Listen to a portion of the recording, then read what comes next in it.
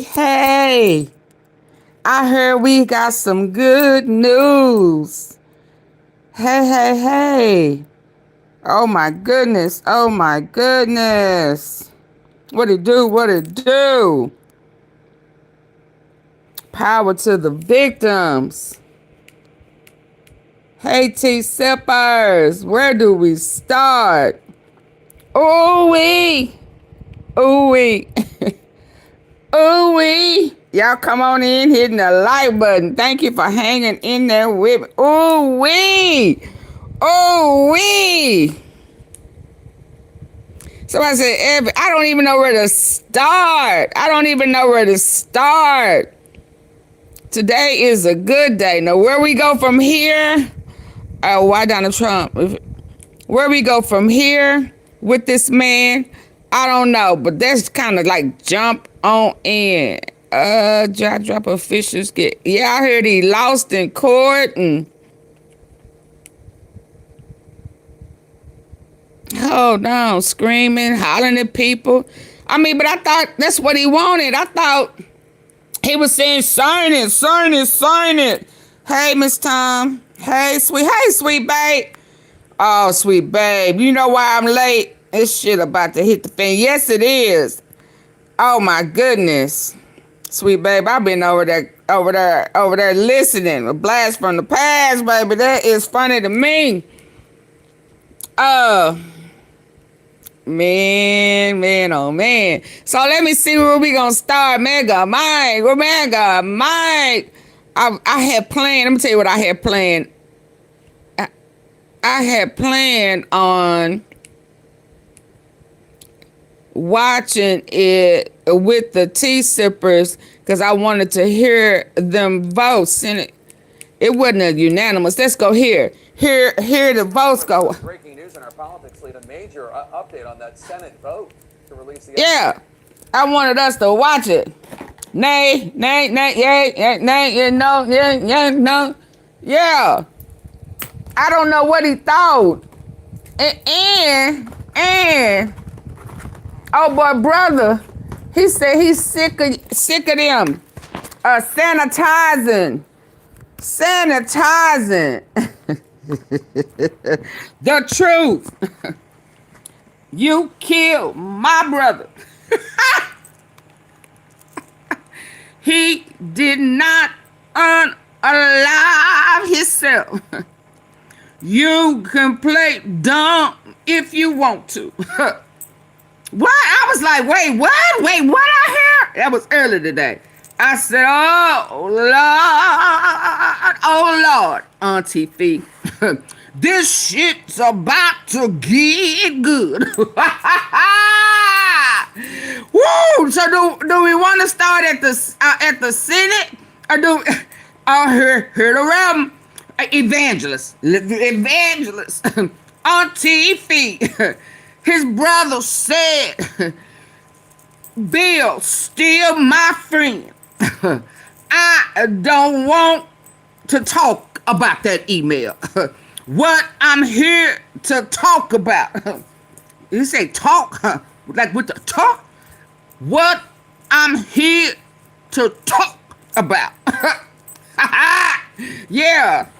Is my brother did not unalive himself.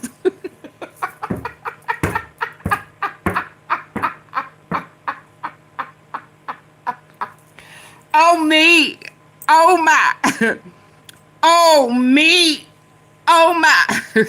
It's time for y'all to stop playing these fucking games. Hey Samantha, hey Serendipity, hey Janet, hey, today is the day.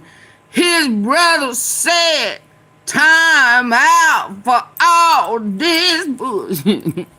My brother didn't tell me exactly what he had on Trump, but you can rest for sure, not for sure, for sure, he has some dirt on that dirty pickle, sucking, eating Trump.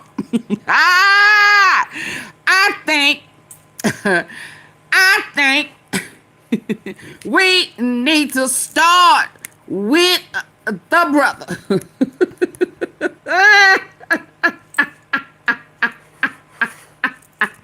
Since right now everybody and their mama talking about the votes.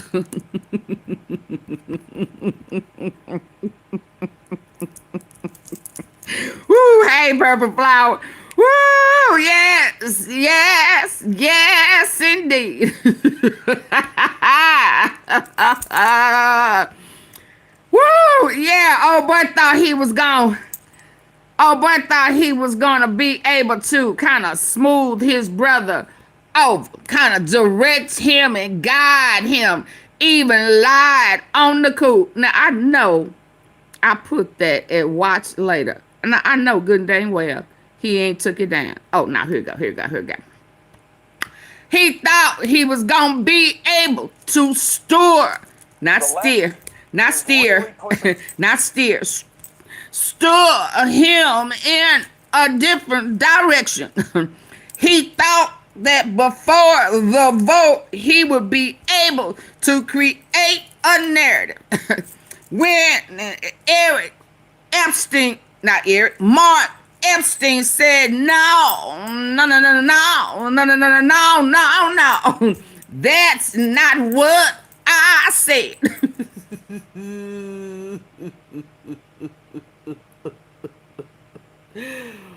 Woo! All I'm saying is, I don't want to talk about that email. Because that was between me and my brother. And I don't have a problem with Bill Clinton. So in other words, you protecting Bill. I get it. I understand. AunTeaFee got it. Yeah. But what I want to talk about is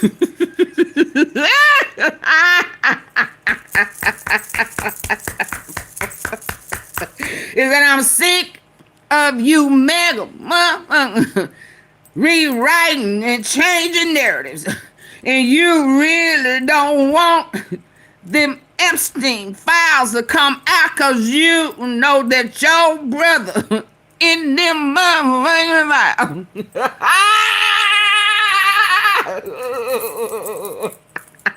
So I'm gonna move on over here where we can laugh at this shit.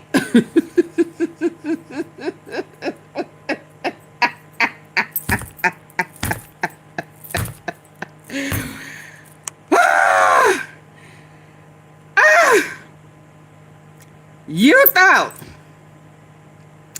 you was gonna stare and everything. I even caught you Como, Kumo, not no more, kind of rolling your eyes on the cool. You thought that you was going to steer the narrative. You thought that you was going to be able to play in these victims' face. Because although Jeffrey Epstein was a predator, as far as Mark Epstein is concerned, he a victim too. Because y'all lying on his brother. After they say y'all unalived him. So he want justice for his sick ass brother. And the females and the little boys need justice too. And because AunTeaFee, you got your hand in his face.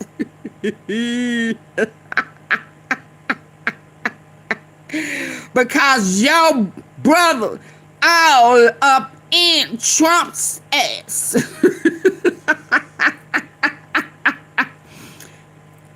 And he need protection too. You are being biased. Yeah. Ooh, did y'all catch that? Did y'all catch that? Ooh, baby. You know, when you put your hand in somebody's face and then you go, ugh.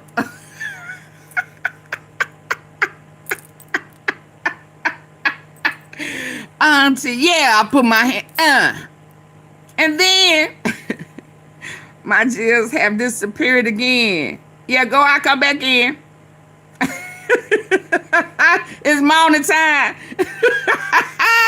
Yeah. And then he had one of the victims, Tammy, and her name, yeah, the one Tammy. We did a review on her, and she was very well spoken. He was impressed with her. But at the end, I caught you, cause I saw it again. Let's watch it. I saw it again, and I saw the devil in you.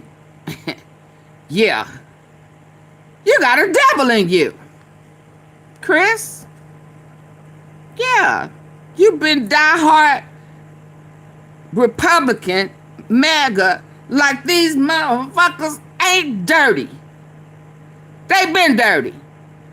And you been justifying it, making excuses for them. Yeah. And I'm looking at you sideways to try to see on the cool if you one of them. I don't give a shit. It's my brother, sister, cousin, uncle. I wouldn't give a damn. If they predators, either he done played with you or you done played with him. I just don't understand all y'all up in each other's ass like that. Thank you, Janet. Yeah. Thank you for the hearts and the flowers. Yeah, so let's listen. Because at first, I ain't gonna even lie, y'all. When I was listening to it earlier today, I said, how? You know AunTeaFee. Now, how we know this his brother? How we know that? But baby, when I heard the tone in his voice, I said, oh, hell yeah. Oh, yeah, that's his brother. His brother got removed from office for being like that. Absolutely human nature. No, you didn't have to retract that. I understood it. He damn sure did. And even back then, the girl said he got, she didn't say he had the nasty man disease, but she damn sure said he had that Epstein's disease. I remember that. I can't listen to you. I had to put my mama in the car. She be screaming and laughing.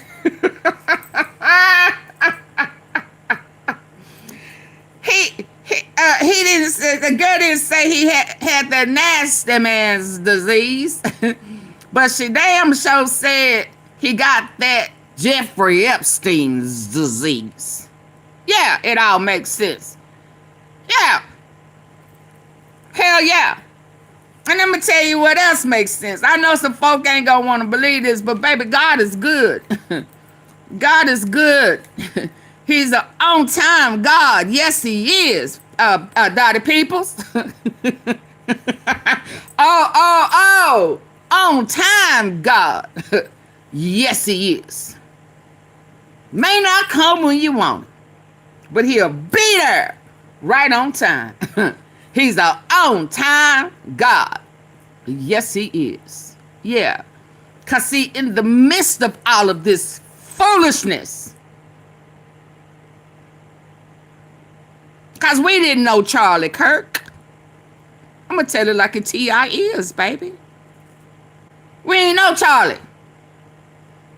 And Charlie came after they took him out. They forced us to learn about it. And allowed me to catch wind of the verbiage that was coming out of his mouth.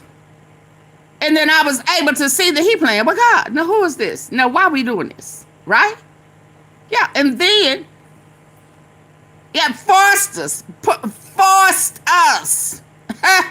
Huh? Try to compare him to people knowing good and damn well he didn't measure up to. What we doing? What is this? What? The who? What we doing? Yeah. And allowed us to do a lot of more research. Cause they came out playing with God and his people. His chosen people. Hello? Hello? Yeah. His chosen people. Making us dig deeper and deeper into this fake Israel stuff. Huh? Hello? You understand? So it's a lot of revelation in all of this. Because if they had not been playing with God, a lot of dots that was connected emotionally, mentally, spiritually, we'd have still been in the dark. And a lot of Christians would still be thinking that Israel that's over there in genocide was biblical. Not realizing it's a whole pedophilia, organized crime, human trafficking, killing and stealing going on. A whole political cult sacrificing going on. You understand? They had me up to 3 o'clock this morning. All over in California in what is a Bohemian Grove. I done got hit with copyright strikes and all that type of stuff. Had me over in Skulls and Bones last week. Had me all in places knowing good and damn well I ain't never been in all my life. Connecting these dirty, nasty Sodom and Gomorrah as men and women. I saw earlier today where they were saying that Melania just like Ghislaine. Won't he do it? She been knowing what's been going on the whole dang time. I knew she had, because hell, she came over that way. So the T-sippers ain't surprised. Y'all do know that's what I said when I read it, right? All I could hear in my spiritual ears, God said, don't let my sheep go astray. We got to guide them. You got to guide them. As we learn together. Don't let my people go astray. Because there's a whole bunch of wolves in sheep clothing out there. So we're going to thank God for the revelation. We're going to thank God for the revelation. We're trying to get healing for the victims, and we're going to learn spiritually. They've been whitewashing our whole life. They've been whitewashing our whole life.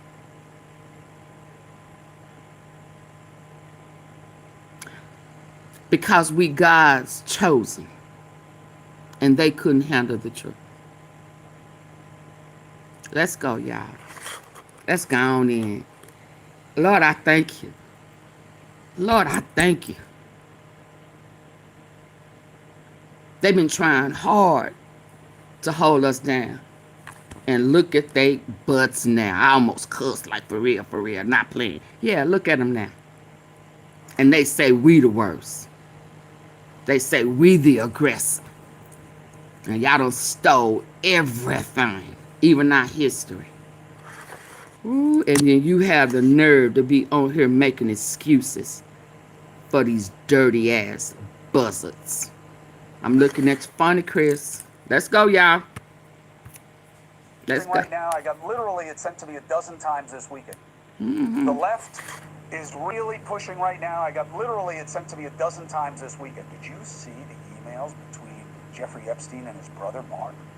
Did you see? It's proof that Watch this Epstein manipulation. was covering and had stuff on Trump as a, his sex life. All right, here's Jeffrey Epstein's brother, Mark Epstein, joining us right now. Mark, I explained to people that you want to keep it on the phone because you're afraid of what's been done and threatened to you and your family, so I appreciate you sticking your head up to have this conversation. That's okay. Thank you for the opportunity. All right. Mark, Okay. Easy suggestion. This back and forth with Jeffrey, where he tells you that Bannon is with him, and you say, oh, great, ask him if Putin still has photos of Donnie T, I'm assuming President Trump, with blowing, which we all know what that means, Bubba. Let me stop you here. I'm not discussing that email. This is a private email between Jeffrey and myself, the two brothers talking. It's nobody's business what we wrote. The only thing I responded. So right there, you already know he's in defense. Right? I mean, come on. Because right there, what I'm going to say is right there, right off the bat, he don't want to talk about it. So right off the bat, he in protection mode right there. Right? He ain't going to discuss it. And that's going to be smoothed over. Because it's personal between him and his brother. And he's still cool with Bill Clinton. Okay? Let's go. Because people got crazy with the Bubba reference and they... What's been done and threatened to you and your family, so I appreciate you sticking your head up to have this conversation. That's okay. Thank you for the opportunity. All right. Mark, just, easy suggestion. This back and forth with Jeffrey, where he tells you that Bannon is with him, and you say, oh, great, ask him if Putin still has photos of Donnie T, I'm assuming President Trump, with blowing, which we all know what that means, Bubba. Let me stop you here. I'm not discussing that email. This is a private email between Jeffrey and myself, the two brothers talking. It's nobody's business what we wrote. The only thing I responded to is because people got crazy with the Bubba reference and they tried to pin it on Clinton, so I made a public statement that it was not any reference to Bill Clinton. I like Bill Clinton, and I charged to him that he had to go through that. But the email had nothing to do with Clinton, and that's my last word on that email. What I do want to talk about is I've been recently told the reason they're going to be releasing these things, and the reason for the flip, is that they're sanitizing these files. There's a facility in Winchester, Virginia, where they're scrubbing the files to take... Sanitizing. Scrubbing. Now, let me go back to Bubba and the Picklegate. Do I believe that Bubba ain't Bill? No, I don't believe that. Bubba is Bill. He don't want to talk about that because that was between him and his brother. And when Bill called his ass saying, I thought everything was a secret. I thought, what is it, Bohemian Grove, we took an oath. And his brother, Mark, could only say, I was talking to my brother. You understand? That was between me and my brother. Hey, Mysterious. Hey. So I'm going to say what I need to say to try to cover it. But we didn't know that it's still Picklegate. It's still Picklegate. And because Chris knows that really the only reason why he wanted to talk to Mark was to clear that up, that his homeboy, almost like family, Trump, ain't sucking and biting and eating and jawing and taking that pickle straight down his throat, sucking and looking better than some females he know. Well, why, if it wasn't Bubba and it wasn't that Trump was sucking Bubba, why in the hell, naturally Gnarlers, you may want to go on mute. I don't want mama to hear me say this.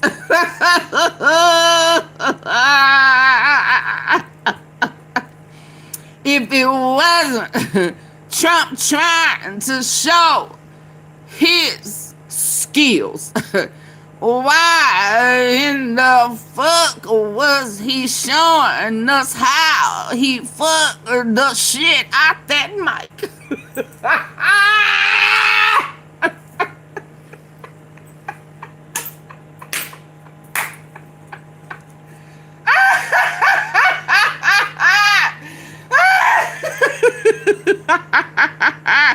Why in the hell was he showing his skills on the campaign trail? Why was he looking like he was auditioning for the Chippendale show?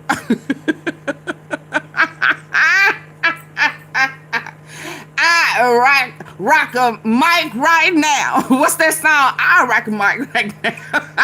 I'm not internationally known, but I'm known to rock a microphone. Hit it. I can't believe how boy, I know them songs, don't I? I rock a mic right now. What? So he did a remix. He said remix.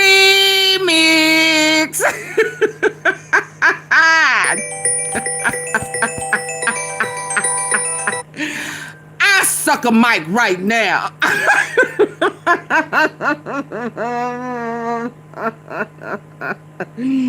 Remix. Another one.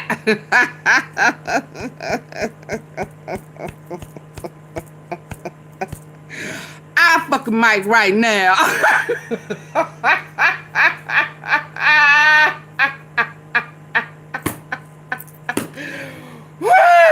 Yeah, it was him. It take two to make a thing go right.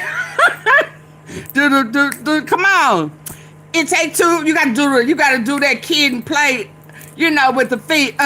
It take two to make a thing go right. House party. Hey, third rail. You know what I mean?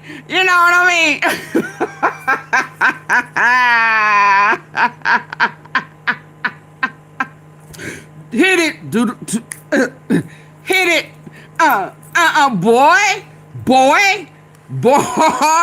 Boy.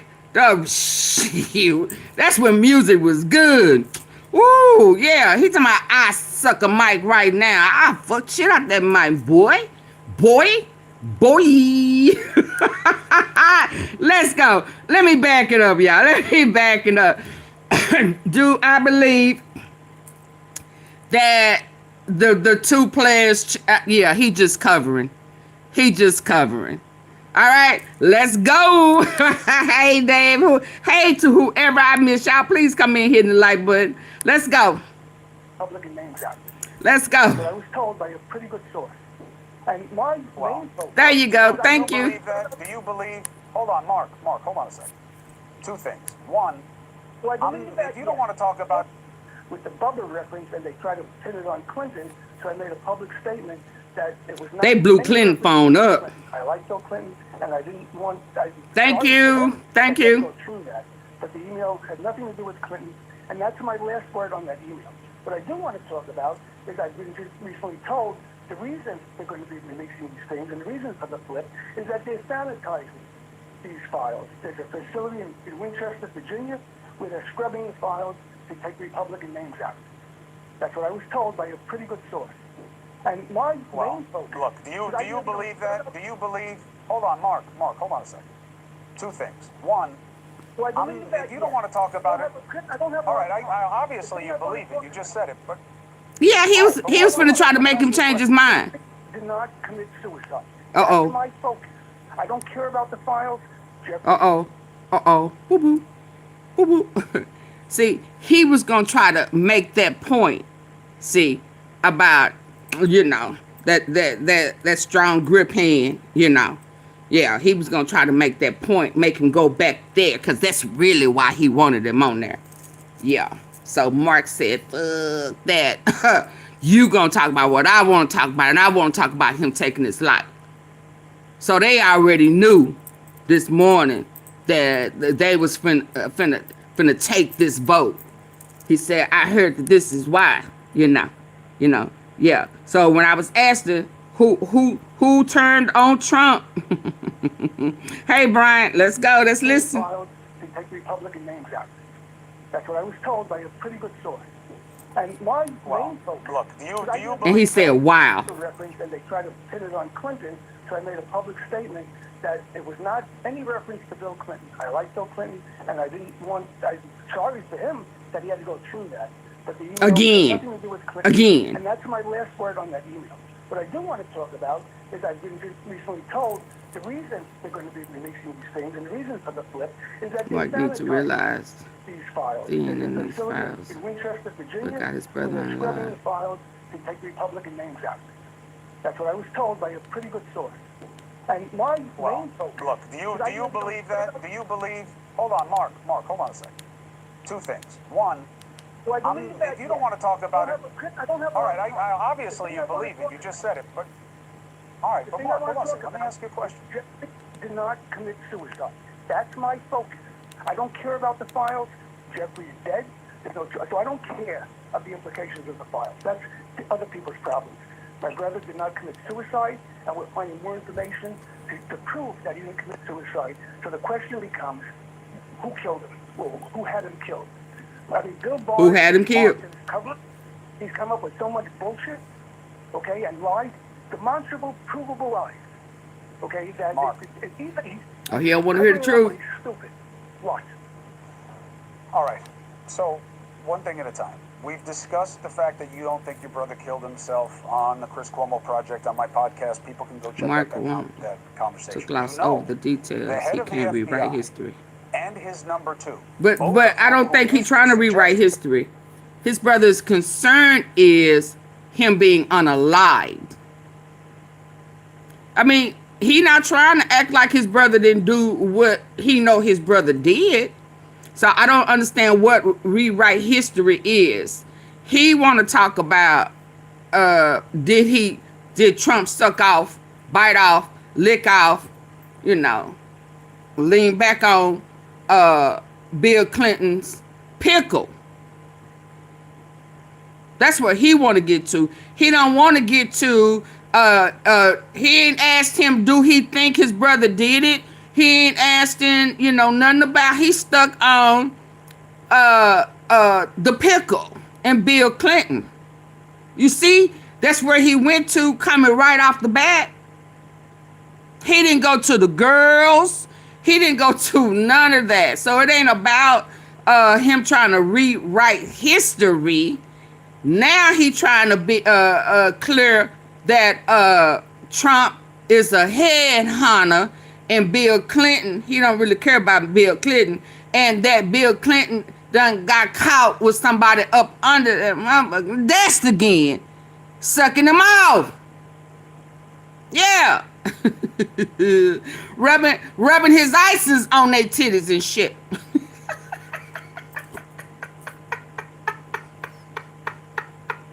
Oh, that wasn't Bill. That was Diddy. Oh, yeah, okay. Yeah, no. So I don't think that it's about rewriting. His brother is about rewriting history. Not that I have heard. So I don't know if something else done came out that I haven't heard yet.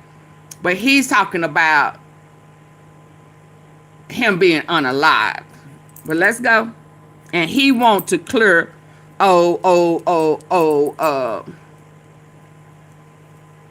yeah, that pickle. He don't like the pickle gate. Exactly what you are. says now that they've looked at everything, there is no proof that it was anything but suicide. Cash Patel, Dan Bongino. Now you're gonna play in our face. See, this is what making me look at you, Chris, with the side eye. So now you want us to believe that this cabinet, Department of Defense, FBI, is up to par, credible, and reliable.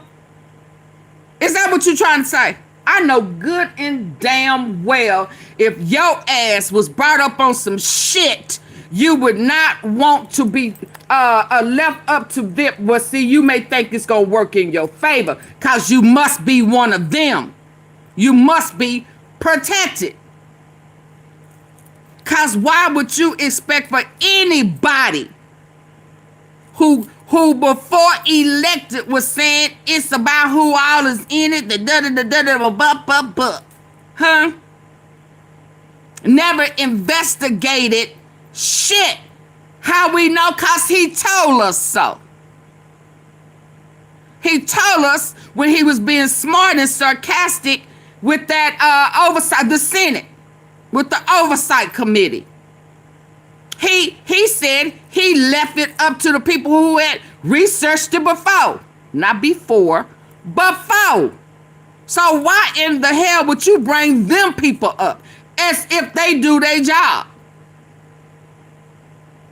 Everybody fucked right now because of these sorry people that's in there playing pity patty, jacks, and hopscotch and jump rope with Trump. So now I need to know, are you one of them reptilians and talians, and are you an alien? Did your ass fly in on a saucer? What the hell is wrong with you? None of them. Not one of them.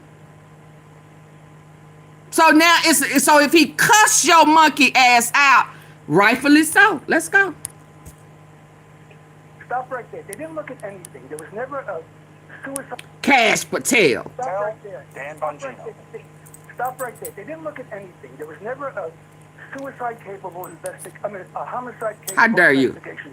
They called it a suicide early on to stop the investigation. If you read the DOJ report, it's all about screw-ups in the jail. Cameras not working. Guards not doing their job. I'm in the files. Address the issue of the cause. I'm in there. I'm in there with all the victims. Misrepresented as a Pickle suicide bandit. because they didn't want to investigate. I'm in the files. More So information you're is coming accusing... Let's be clear. I'm in there with the victims. I'm fighting for all the women and little boys, all the kids. I'm in there. Yeah. And I'm in y'all face like I'm in there. That's what empathy is. Just imagining. I'm pissed at just imagining being 11, 12, 13, 14, 15, 16, 17 and trafficked by people that should be protecting me. And you ignorant motherfuckers asking why the names just coming out, and these are high officials who've been getting away with this shit for how many years? The FBI have been having the information for how many years? And you have the nerve, the gall, and the audacity to ask, because I don't give a shit what nobody say. These kids, grown women that are still, I don't care how many kids they have, I don't care if they done got married, I don't care if life went on, they are still the age in which they were taken advantage of. And it is foolish for anybody to think otherwise. This is the problem with people.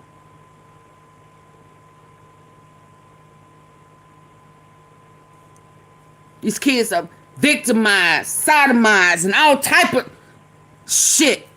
And then folk will have the nerve to say, well, get over it. That was a long time ago. Fuck you.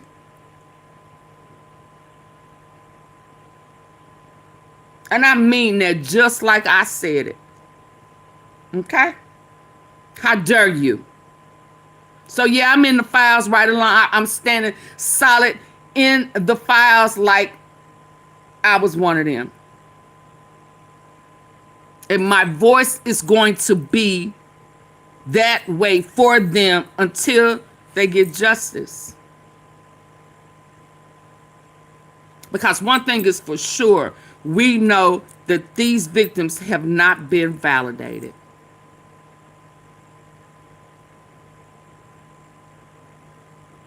And who was supposed to validate them didn't. Why? Because they have done what 95% of the time what happens is they protect the predator.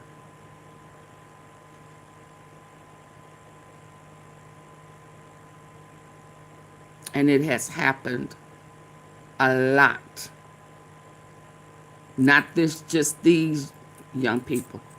It's happened in a lot of our homes. And whoever I'm going to put myself in it to make people understand. I have not been there, but I know people who have. And this is why I hate the rug. Because when it happened in our families, in our environment, in our culture, it was always told to sweep that shit up under the rug. And putting it up under the rug betrayed the victim and gave the predator a pass. And that is the same thing that's happening right now. So no, I have not been victimized. But I know people who have. And I can only imagine. In my imagination, it's hurtful. It's hurtful for somebody to violate you and the people who were supposed to protect you. Made it your fault or blew it up under the rug and left you to deal with it without any true guidance. What does that mean? Get over it. How? How?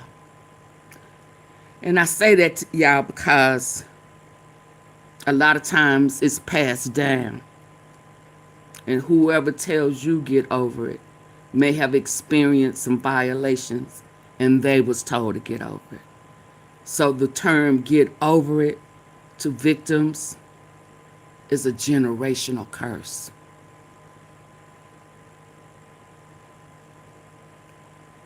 It's a generational curse without any guidance. Okay? So if anybody ever want to know where my intensity, my passion comes from,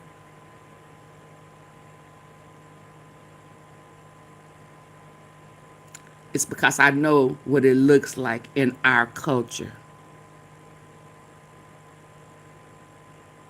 Theirs is a file. Our culture is up under the rug. Okay? And I hate the rug. I hate the rug. Because the predator goes free. And the victims are left to get over it. While they go out and do it again. Okay? I'm here for every last one of my tea sippers, male or female, who have been violated and nobody validated them. I stand in validation. I believe you. I believe you. I believe you. And we gonna ride this thing out together. So my prayer is that when they get justice, that deep down on the inside, you get justice too. How about that? How about that? Let's go. Let's go. Before I start crying up in here. Let's go. His number two, both of who used to suggest exactly what you are, says now that they've looked at everything, there is no proof that it was anything but suicide. Cash Stop Patel, right there. Dan Stop right Bongino. there. Stop right there. They didn't look at anything. There was never a suicide-capable a homicide-capable investigation. They called it a suicide early on to stop the investigation. If you read the DOJ report, it's all about the screw-ups in the jail. Camera's not working. God's not doing that job. It doesn't. And we watched this last night, y'all. Of his death, and was misrepresented as a suicide because they didn't want to investigate. And more information. So you're accusing the head of the FBI Yeah. in this administration of a couple. Hell yeah. Absolutely. He said he was the As one if you think he gonna say no. Yes. I mean, are you shocked? This is why I'm looking at this man crazy. So you accusing this administration? Yes. Absolutely. Do you trust them? If something happened to somebody in your family, would you trust Cash Patel and Pam Bondi, who used to be one of them victims? Oh, boy, shut up. Go sit down. God's not doing that job. It doesn't address the issue of the cause of his death and was misrepresented as a suicide because they didn't want to investigate. Absolutely. So you're accusing the head of the FBI in this administration. Hell to the yeah. Absolutely. He said, he was the one who said in his testimony, you know it's suicide when you see one. I had to laugh. How many suicides has that jackass seen? Okay? He's not a doctor. He's not a pathologist. He never saw Jeffrey's body. He wasn't there, but he knows a suicide. Well, he's certainly changed his story about it. But I want to ask you one other thing, okay? And I get it. You don't want to talk about it. It was a private back and forth So with your brother. here you go again. But it is being used as proof that your brother had compromised information about Donald Trump. Is that what you are referring to, and is that what you suspect? No, Jeffrey, in 2016, I said this publicly before, Jeffrey told me that if he said what he knew about the candidates, they'd have to cancel the election. He didn't tell me what he knew, but Jeffrey definitely had dirt on Trump. And you can see in the emails, Trump can deny it all he wants, but it's pretty clear. I mean, everything Trump says is the But law. that's not what you were talking about. It's provable that he was in Jeffrey's office. He said he wasn't in the house. It's provable he was there. He said everything he says is a lie. But that's not what you were talking about in the text thread. You don't know of He any back information where? yet. He back where, I'm Tom? not discussing that in Playing with kids? What you mean? He back in some minor, some 11-year-old little boy's butt? What you mean, Tom V? He back? Yeah, he back being a pedo. He never stopped being one. Yeah, so you okay with predators? So you okay with predators? Y'all say bye to we do not co-sign predators over here. I don't know if you don't know where you are, but we do not entertain predators. Tom V, if you like predators, we don't like you. Because if you can justify it, that means that you are a part of the Bohemian Grove Booty Busters. So y'all say bye to the Booty Buster. Bye, Booty Buster. Get your nasty ass up out of here. I ain't even read that last message. And do these people know? I mean, deep down, how long has Trump been a Republican? He damn near 80. How many of these 80 years has he been a Republican? He was Democrat longer than he was a Republican. Do these dumbasses know that? Or are they just drinking the Kool-Aid? Huh?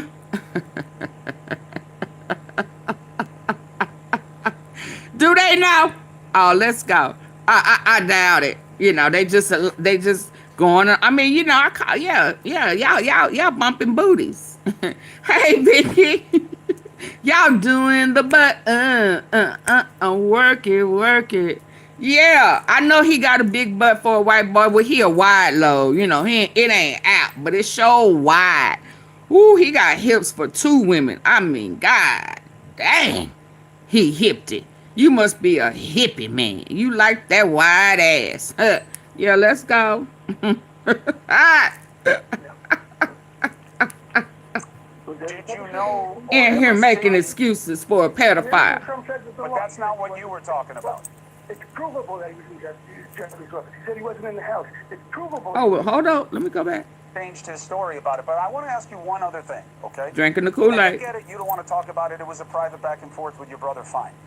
But it is being used as proof that your brother had compromised information about Donald Trump. Is that what you were referring to, and is that what you suspect? No, Jeffrey, in 2016, I said this publicly before, Jeffrey told me that if he said what he knew about the candidates, they'd have to cancel the election. He didn't tell me what he knew, but Jeffrey definitely had dirt on Trump. Now, and you can see in the emails, Trump could deny it all he wants, but it's pretty clear. I mean, everything Trump said was a lie. But that's not what you were talking about. It's provable that he was in Jeffrey's office. He said he wasn't in the house. It's provable he was there. He said everything he says is a lie. Everything he says is a But that's lie. not what you were talking about in the text thread. You don't know of any information that he had. I'm not discussing that email. Did you know or ever see? See how he kind of rolled his eyes? Because you thought you was going to be able to trick him into saying something about that email. Ask Trump, did he suck on? Why have nobody directly asked him when he talking smart? See, me, I give his dumb ass something to be smart talking bullshit to me. Yeah, I'm going to give you something to, I'm going to give you something to lose your mind for real. I'm going to take whatever mushy, wormy shit them parasites eating at you. I'm going to intensify it. I need to know, who is Bubba? Who dick you was sucking?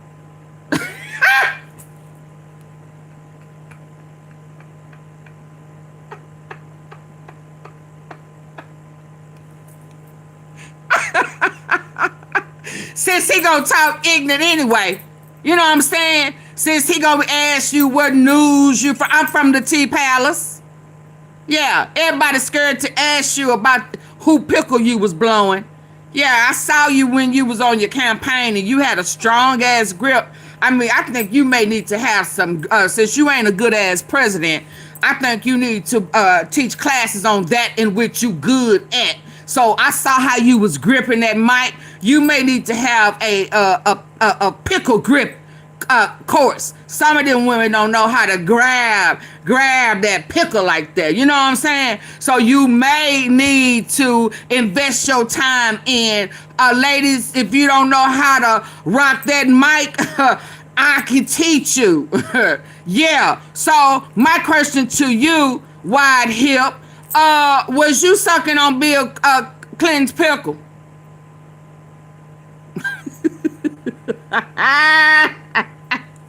Yeah, and let him tell us that he ain't a D-sucker. Huh? Was that a part of your initiation? Huh? Is that when you went in there saying, I ain't want to run for president? You know, what do I need to do? And old Bubba said, I got something you can do. Yeah, how bad do you want it? Ain't that a song? How bad do you want it? I don't know, but how bad you want it? How bad you, yeah, a pickle grip course. Yeah, grab that, because he had a whole little, woo, I mean, I ain't trying to show no skills. I'm just saying, you know, he had all, I mean, and he did a double thing. He had the mic in one hand, and, he was in the front, had a little bounce to it too. Shit, he could make some money.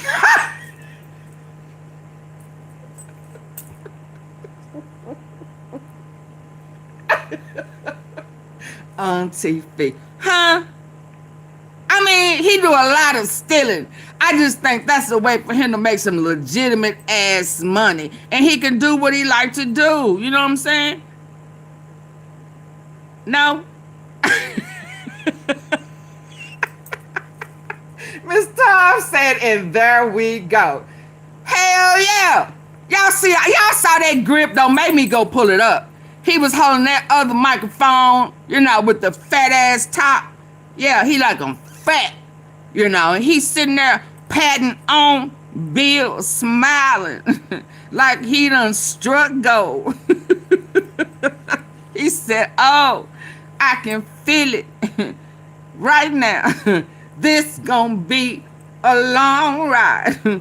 And I'm in for the journey. Let's go, Bill. Yeah, and Bill looking at him like, I don't think this is what you want.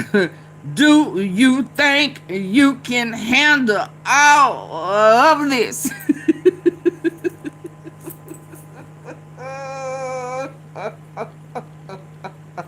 Cause you know we's nasty. And once it gets started and I pull this thing out, don't start acting like you scared of it. You gonna take this pickle. I'm not gonna waste my time. You understand what I'm saying to you? Yeah. So I would ask him. Maybe that's why. Yeah, because you got everybody else asking for you on the cool because you don't want it to really get out. Yeah. So why you ain't making jokes about that pickle eating? Picklegate? Yeah.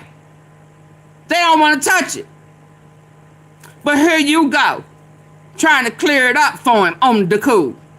Because people are laughing at him. Whole town's laughing at Trump for shaking that rump and eating that pickle. Yeah. Pickleball. Y'all, let's go. Yeah, he got Como. Yeah. Trying to talk for him. What you were talking about. It's provable that he was in Jeffrey's office. He said he wasn't Because he in the took house. it up. It's provable he was there. The butt. Doing the butt. Yes, But indeed. That's why not what that's you why were he can't stop talking shitting about on in the text himself. thread. You don't know of any information that he had. I'm not discussing that email. Did you know or ever see any evidence that your brother had against Trump? Did you ever see any or hear any? Just he told me he had it. He wouldn't tell me that if it wasn't true. And how do you explain that it never came out and that Ghislaine Maxwell is never talked about? Well, yeah, she got a pretty sweet deal, you know? She's in prison. I'm not trying to hurt Ghislaine, but you know, one of the things that I'm interested in is She's in prison eating the way I eat. She can order her something to eat when if she don't want to go outside. You understand? When I don't want to go nowhere, guess what? I call Uber Eats or DoorDash. Why is she able to get the same privileges that I have? And I ain't done nothing wrong. Yeah. His brother was in prison as well, but he was leaving every day in suit and tie. Yeah. Back in that day, he had a water bed and shit. You know, he had carpet all down on the floor. Yeah. His his jail cell had curtains and shit. What are you talking about?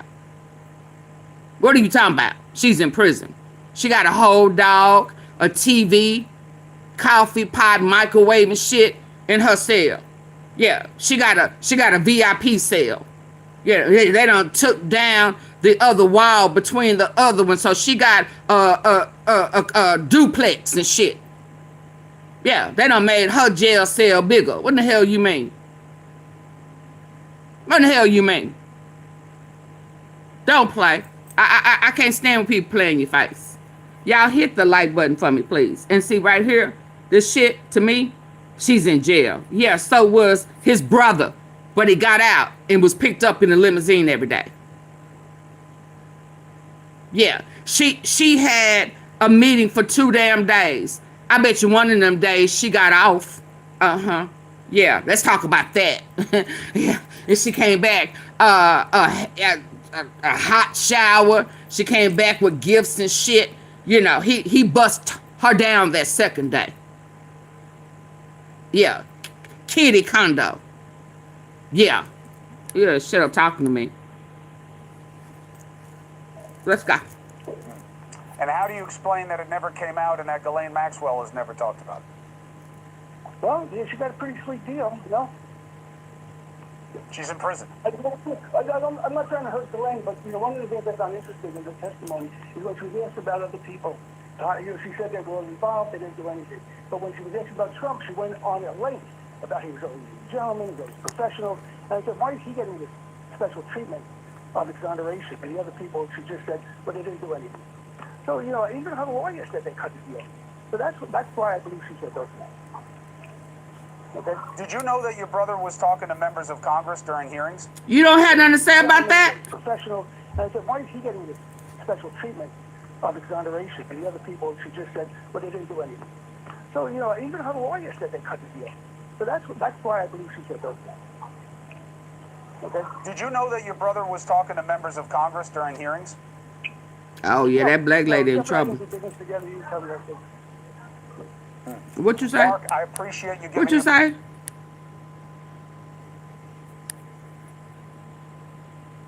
I mean, they were friends. I mean, all of them.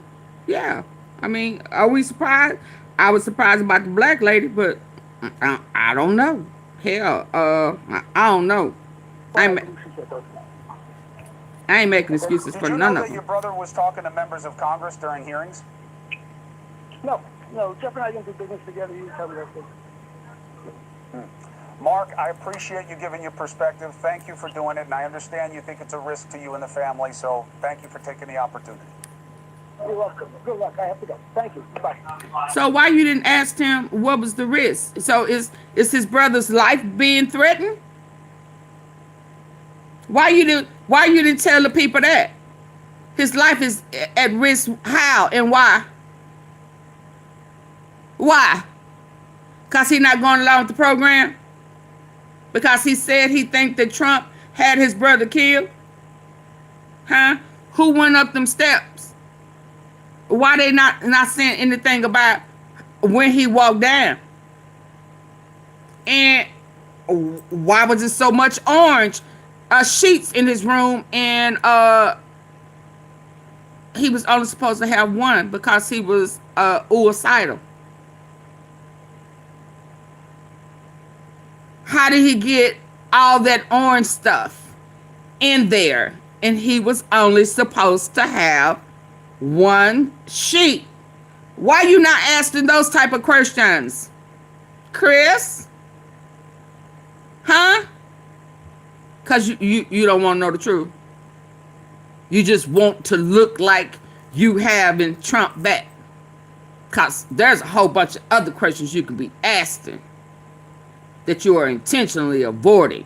So that man has every right to believe that he did not take his own life. Yeah. Now, how dare you say? So you are you saying like he gonna nut up and say, well, no, yeah, yes. Mark, I appreciate you giving your perspective. Thank you for doing it, and I understand you think it's a risk to you and the family, so thank you for taking the opportunity. You're welcome. Good luck. I have to go. Thank you. Bye. All right. So needless to say, y'all, when I heard that, you're welcome. At first I was like, how we know that's his brother? I mean, as much lying and shit y'all been doing, how are we supposed to know that's his brother? Baby, by the time it was over, I said, oh yeah, that was his brother. That's his brother. He ain't cutting no corners. You're not gonna make me talk about it. I know I'm not talking about it. That was between me and my brother. He went back to that secrecy stuff. You see? That's how, I said, oh yeah, that's his brother. Yeah, that's his brother. And he's saying he is not going to make excuses. I'm telling you, I'm going to tell you how I feel, and miss me with all that other shit. She got a sweet deal, didn't she? Yeah. So then he talked to one of them girls. The black one. She was the only black one, that we done came across. Let's watch this. He liked her. Let's go. All right, that's the brother. For what it's worth, this back and watch forth this. That's being used as proof. Watch this lie. Let's go. Boy, I had to respond to this Let's go. Let's go. That Trump had something with some guy named Bubba. He was joking. When did we hear he was joking? Did y'all hear Mark say he was joking?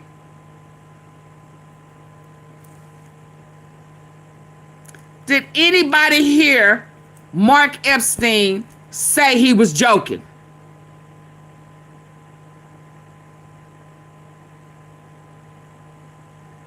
So now you just an outright liar.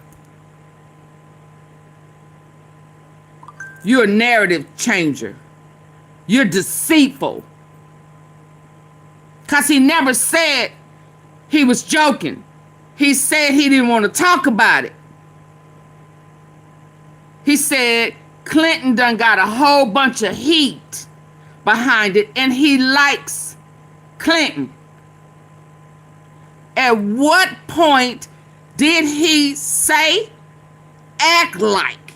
Let's say he didn't say it. At what point did he act like he was joking? So that means that you wanted him too, because you would lie right straight in our face. You doing the same thing Trump does. Throw out a narrative and expect a lie and expect for us to take it and run with it. We can hear it for our own ears, and you can say opposite, and we supposed to change what we heard and grab your lie. I'm so glad that that therapist, that doctor, psychiatrist, that sicko man put a name to the shit that Trump does, because this motherfucker right here just did it. Proof that Trump had something with some guy named Bubba. He was joking. All right, now let's bring in what is not a joke. Epstein was a monster. Can y'all believe that? He just threw that lie out there and kept it moving. He threw a lie out there. Chris Lamo threw a lie out there, and we just heard this man Used as proof that Trump had something with some guy named Bubba. He was joking.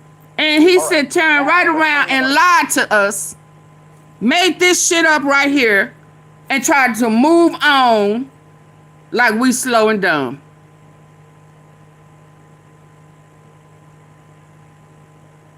Earlier today when I saw this, I said, I looked around like I was at a conference, like, wait, what?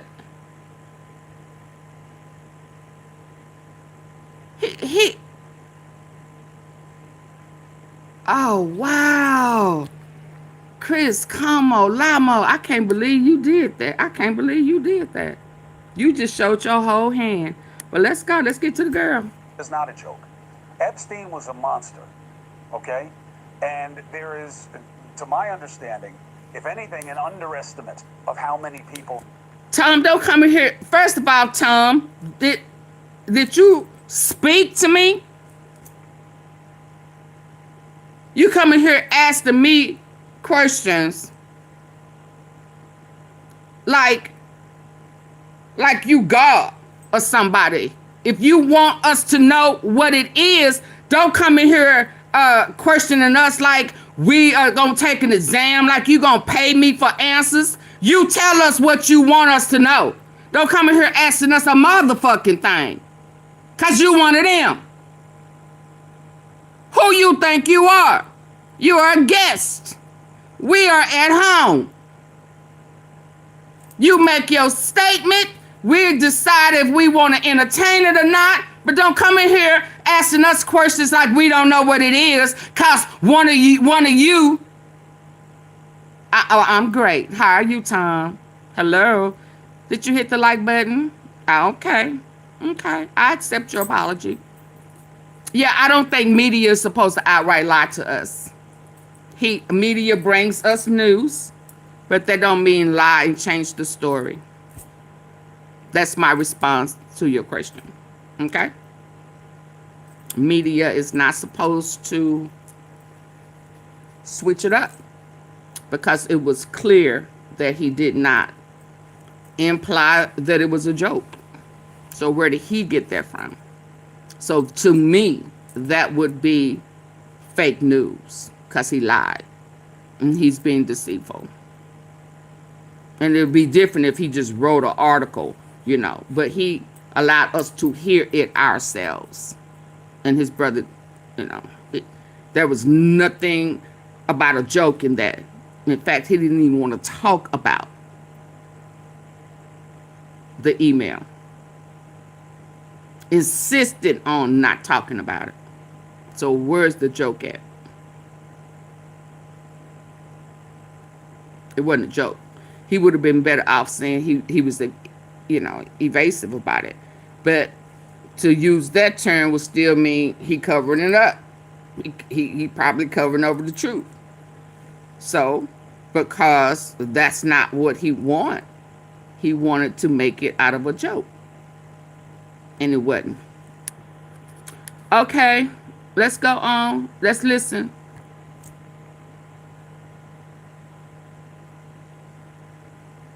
Oh, no, he didn't deny it at all. Only thing he made clear was he liked Clinton and that Clinton done got a lot of heat. Well, I would imagine so, because this is a president, former president, who's already had problems with somebody sucking on his pickle.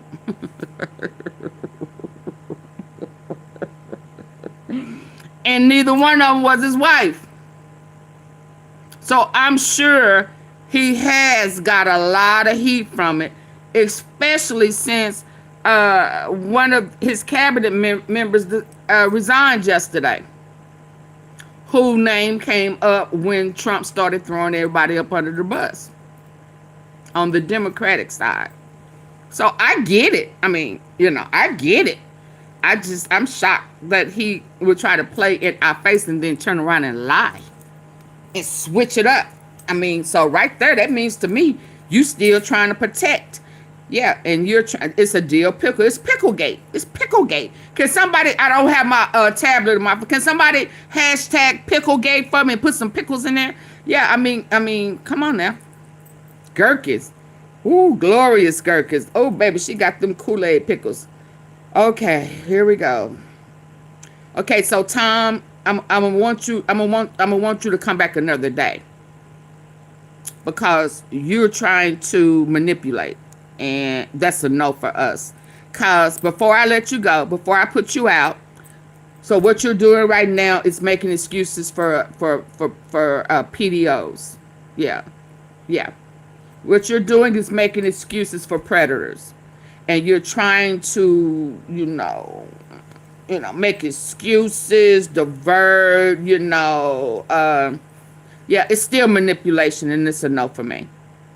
Some head guy of Harvard. Yeah, that's Larry Summers. That's who I was talking about. And he was under Clinton administration. Yep. He was a professor. And they're calling for him. He was still going to be able. He said that he was still going to teach, and but his public position he was resigning from. But they were earlier today. I don't know what has happened. I've been busy. They want him to resign altogether, and then I can't remember who that he was trying to throw up under the bus. I don't know if it was a senator or oversight committee black lady that was talking to Epstein. They brought her up too. She was a black lady. Definitely not. I don't like that man either. I thought she deleted you. Yeah, but yeah, I'm gonna go ahead and maybe this is not the site for you. Because it giving me a feel you keep coming back. And I've told you how I feel. And it's like you're trying to convince me or change my mind. And you're not going to be able to do that. because there are victims, thousands of them, and it ain't nothing that you're going to be able to say. So I would wish that you would just sit back and chill and just enjoy the show, because every time you come in with these excuses, instead of saying, you know what, they are predators. And there is no excuse for it. So don't be coming back telling me about none of that. Because I'm going to put you out permanently. And I think I need to do that anyway. Because it's like you're trying to force yourself. And that's uncomfortable. That feeling of being forced. No. I said no. So, yeah. Go somewhere else with that. You're trying to force me to accept shit. Yeah, don't try to force me, manipulate me, convince me to go along with that. No, let's go. He heard. All right. How many times I have to move? Janet, I got it. So let me see something. Let me see you come back off of this one. Then I'm gonna report you. If you come back again after I hide you, then I'm going to report you. I don't want you over here. You understand? So if you come back again, you're stalking me. You're threatening me. You're forcing me. Now, I said I don't want you over here. I have blocked you. Now, if you come back again,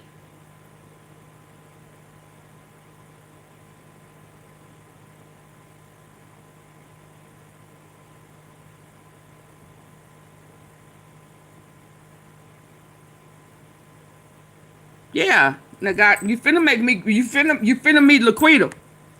Yeah, I'm gonna put the. I said go. You're not welcome. I'm not making excuses for no. You still trying to come back. I know good and damn well I hit you. What type of shit is this? Survivors is Lisa Phillips. She now has a podcast that focuses on survivors of sexual abuse and, to understand and empower and take control over what happened in their lives so that they can move forward. Now, I want to hear from her why these have to be released, what they want to come out. Did he ask her why it has to be released? And, to understand and empower and take control over a guy named I'm Maga. not digging Chris with He was this. joking. All right, now let's bring in what is not a joke. Epstein was a monster, okay? And there is, to my understanding, if anything, an underestimate of how many people he hurt, all right? One of his survivors is Lisa Phillips. She now has a podcast that focuses on survivors of sexual abuse and, to understand and empower, take control over what happened in their lives so that they can move forward. Now, I want to hear from her why these have to be released, what they want to come out, and what it means to them. Thank you very much for joining me. I'm glad you're getting traction and you're having success in getting people to talk about things in a way that empowers them instead of just putting a spotlight on what was done to them. So thank you for joining us. Thank you so much for having me. It's a pleasure to be here. So Lisa, help me understand from the perspective of your unfortunate community that was formed around this monster. The idea that, well, the survivors, they'll put together a victims list. What do you make of that suggestion? Is that fair? Well, unfortunately, I don't believe it's an unfortunate community. We were brought together for a greater purpose. And yes, it's unfortunate what happened to us, but coming together, we start to realize what happened to us. We fill in the blanks, we connect the dots. Even just this evening, sitting with many survivors, listening to the stories of the new victims that have come forward, I mean, we just get chills because the stories are all the same. The MO is the same. Doesn't matter if you're 14 or you're 24. The MO is exactly the same. And I just don't want people to forget that it wasn't just Jeffrey abusing young women and teenagers. He was trafficking them out. And the reason why I created my podcast is for people to understand this was a trafficking ring. A new victim that I just talked to earlier today at dinner told me her story, which was very similar, eerily similar to my story. And after being groomed by Jeffrey for quite a while, then she was trafficked out to another very, very powerful person that was not from the U.S. And she was telling that story, and everyone at the table was like, "Okay, that's what happened to me. That's what happened to me." First, Lisa, thank you for the qualification. You're right, the way you described that the circumstances that brought you together is not what defines what you can do together. And I think that's an important distinction, so thank you. Right. The other question is, why haven't the names come out before now? Unless they've just been subject to civil suits that were settled so people can't say anything or won't say anything. Oh, I don't like you him. know that there are other people other than Epstein, other than Prince, or former Prince, whatever his name is. Why haven't they come out? And why hasn't a list been put together already? It's so hard to answer that question because a list has been put together for years. Our attorneys, survivors, we've named names. I don't think for I years. like the way. It's so hard to answer that question because a list has been put together for years. Our attorneys, survivors. Prince, or former Prince, whatever his name is. Why haven't they come out? And why hasn't a list been put together already? It's so hard to answer that question because a list has been put together for years. Our attorneys, survivors, we've named names for years.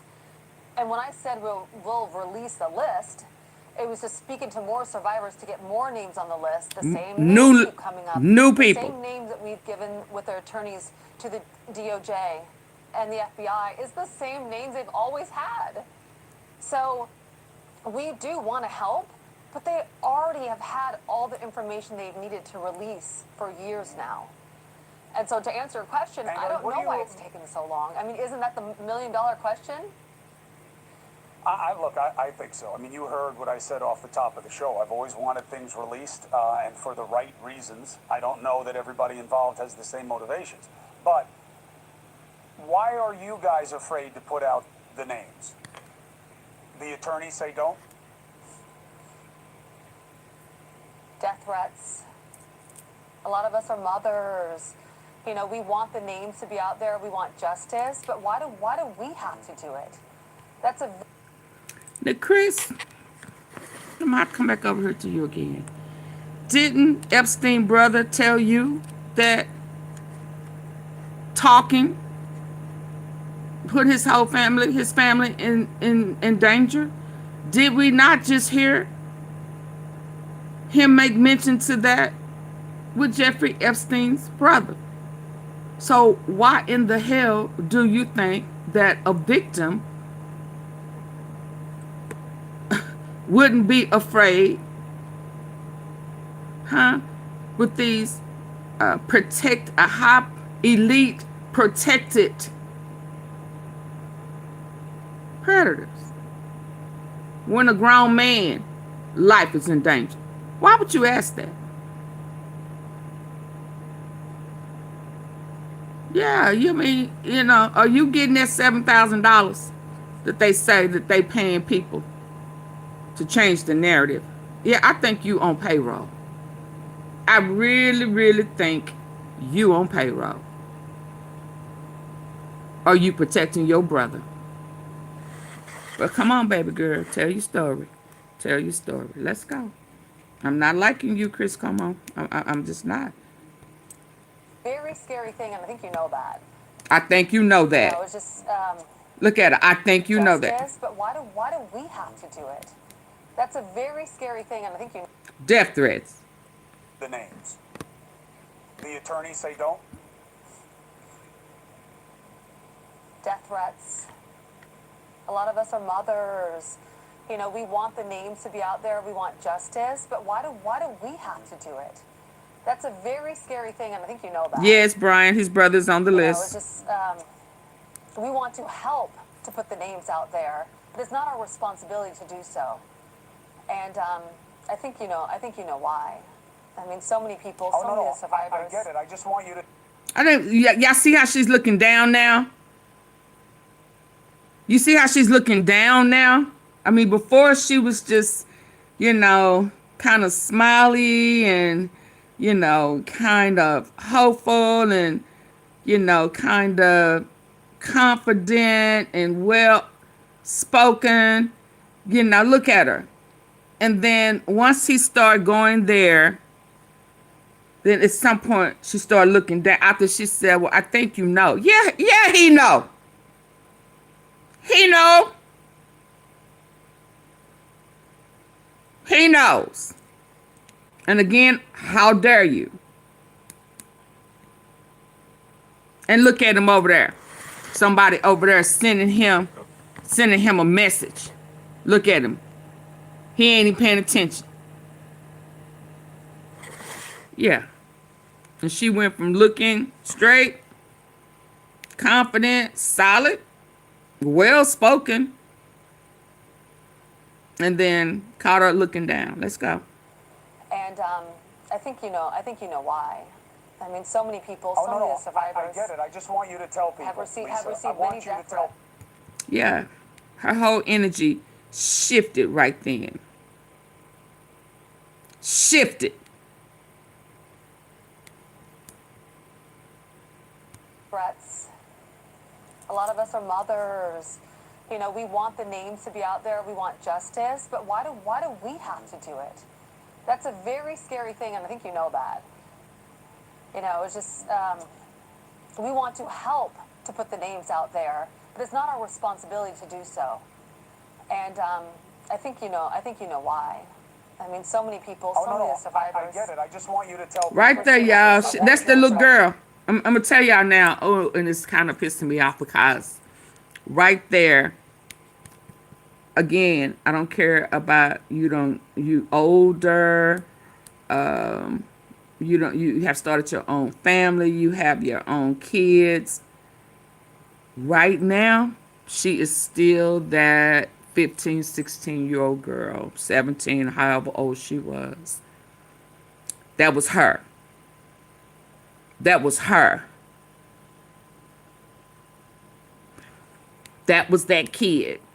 That was that young girl. That's who we saw. So, and I think you know why. There she go. So if y'all wondered what she looked like or, you know, emotionally, yeah, she's still there. I mean, so many people, Oh, so no, many. no. Look at her. Just so many people. This right here is pissing me off. It's pissing me off.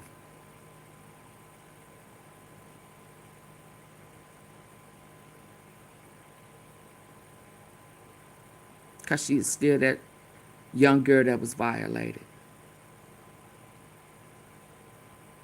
And she's going to be that girl deep down until they get some form of justice. And it don't matter how many people try to stand in the gap with them to let them know we are not going to accept it. We are going to demand justice. We are going to do our part to validate y'all. She's still that little girl. And I just don't understand how people don't have empathy. And how people can come in here and make excuses for grown-ass men validating. And people are validating them. And nobody can validate the victims. It pisses me off. I hurt for them. I hurt from them. Because I see that little girl.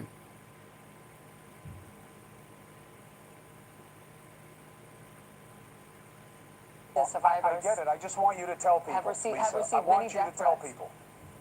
I want you to tell people because, you know, based on what side you're on, and I know nobody should have a side when it comes to defending people who traffic women, young women especially, or any women, there are sides. So that's why I want you to articulate it, and you've done it perfectly, and thank you. I want to ask you something that they just sent me, okay? I just got a note that Larry Summers has said he's stepping back from any public commitments, deeply ashamed by Epstein revelations. Former Treasury Secretary Larry Summers, in a statement Monday, said he would be stepping back from life and expressed deep regret for past messages with the late convicted sex offender Jeffrey Epstein. I'm deeply ashamed of my actions and recognize the pain they've caused. I take full responsibility for my misguided decision to continue communicating with Mr. Epstein. While continuing to fulfill my teaching obligations, I'm not going to go out in public anymore, basically, as part of my broader effort to rebuild trust and repair relationships with people closest to me. What does that mean to you? Well, if it's true, I'm so grateful that he has empathy for his relationship with Jeffrey Epstein. Us survivors are well aware there are men that were in his orbit that didn't really know what was going on, the depravity of it. They didn't really know that when women were sent to their parties or functions that they were sent by Jeffrey. They had other handlers that were handling things for them. We are well aware of that because we've talked about it. We do know of men like him. That's not what she's saying, Miss Tom. I mean, that may be the case. I don't know. But as they have sat and talked, they have collectively come together. What she's saying is that it wasn't just the females who were tricked. Some of the people houses that they wound up at or was sent to, they didn't know that the young girls were being trafficked. And they believe that. So I'm right here, I'm going to make an assumption.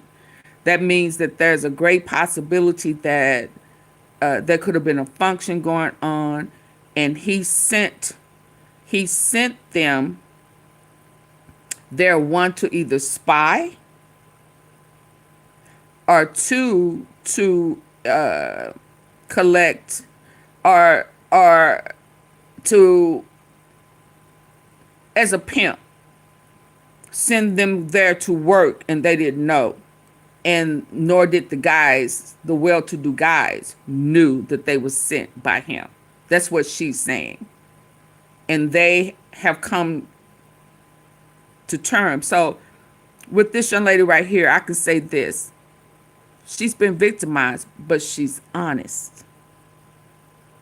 She's just not going to put it out there like every one of the guys knew. There are a lot of them who knew what was going on, and there was some who didn't, is what she's saying. And she's saying that I am just happy that he has taken ownership.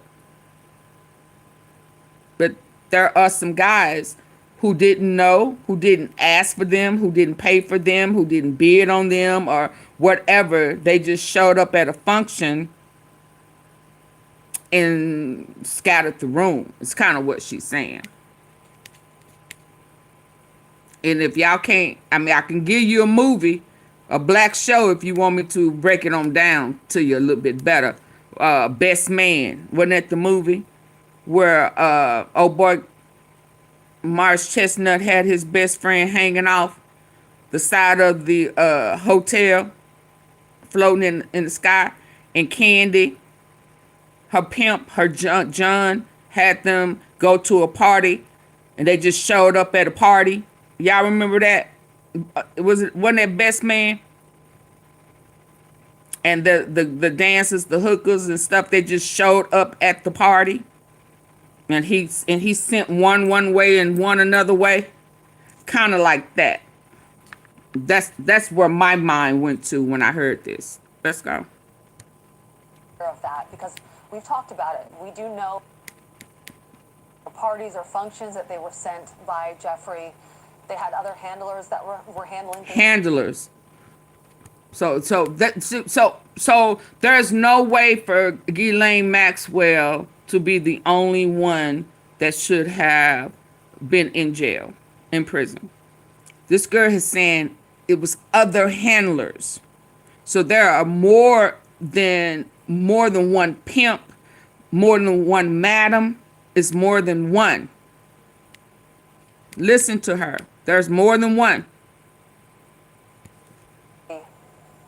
For his relationship with Jeffrey Epstein, survivors are well aware there are men that were in his orbit that didn't really know what was going on, the depravity of it. They didn't really know that when women were sent to their parties or functions that they were sent by Jeffrey. They had other handlers that were handling things for them.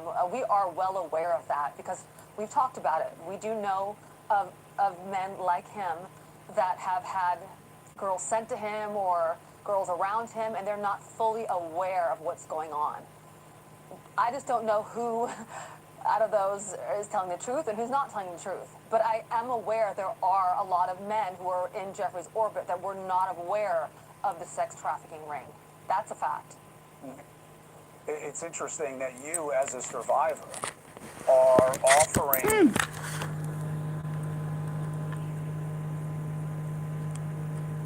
Oh, I stopped it. nuance that no one in politics ever has offered anyone. You've got the left saying that the whole Epstein class has to go. Anybody who knew anything, they all have to get accountability. And you know what the right used to say about the Clintons and Pizzagate and everything else. Why do you think you're able to have a more, I don't know what the right word is, but sympathetic view than the people who are pushing for the release? I don't think it's a sympathetic view. I just think there's many, many layers to Jeffrey Epstein. I believe there's ones that were well aware of a sex trafficking ring and benefiting from it. Hey, have this girl, she goes into a room, has sex with you, and leaves. You know, and then there were ones that were just around him because he was a brilliant, intelligent person who back then had a good reputation, and there were just pretty young girls around. You know, so I do believe there are definite layers to it, and that's the problem right now, is figuring out who were the ones that are at the top of those layers and who were just the ones that were just the fluff around. Well, can I ask you Watch something? this. Can you, Watch this with your good eye. I mean, you're going to get a lot of opportunities, and you should. But can you keep... Y'all listen and watch this with your... ask you something? Can you... I mean, you're going to get a lot of opportunities, and you should. But can you keep us in mind, if this information comes out, we're going to need somebody who isn't just looking to skewer, you know, the other side or whoever they're going to run against next. They can say, this is what we understand about this person, this is what we don't, this is what I've heard, this is what I don't know, this is what they should be asked. I think it would be really helpful, and just in this interview, you know, your ability to rephrase what I'm asking you, to put it in the proper context of how you see it, is super helpful. And I really hope you get the opportunity to explore these layers that you lay out, and I'd be very privileged to do it with you here. Okay, that would be great. We need people on our side like that. I really appreciate that. Well, Did y'all catch that? Hold on. I'm gonna show you something.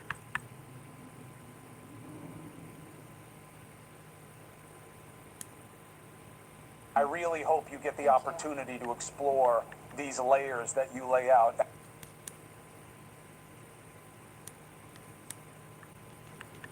Whew, Lord help me. Let's watch. Proper context of how you see it is super helpful. And I really hope you get the opportunity to explore these layers that you lay out, and I'd be very privileged to do it with you here. Okay, that would be great. First time we saw her teeth. Right? She's feeling happy. Right? Hopeful. Am I reaching? I mean, is that not what we see? Is that what you see? What do y'all see right here? Pay attention though. Pay attention. So She took the bait. See, this is what's scaring me about these young ladies. This is what's scaring me about these young ladies. Oh my God.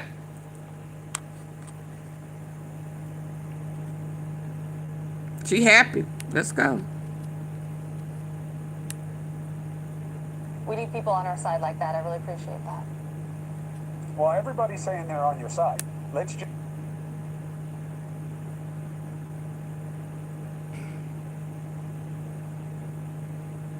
Is he... Did he throw his hand like, hold up, wait a minute now? I mean, that ain't what I'm saying. I mean, you know, everybody... That ain't what I'm saying. She said, what now? Well, hold on. Well, everybody's saying they're on your side. Let's just see what happens when information starts to come out and what they. Let's just see. Let's just see. Hold on. Like, wait a minute. Hold on, wait a minute. Let's just see. Wait. I mean, everybody gonna say that they on. I'm not saying I'm on your side.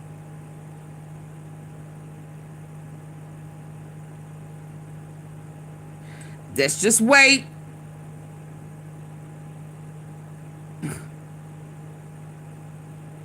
I mean, because I'm really not on your side. I'm a wolf in sheep clothing too.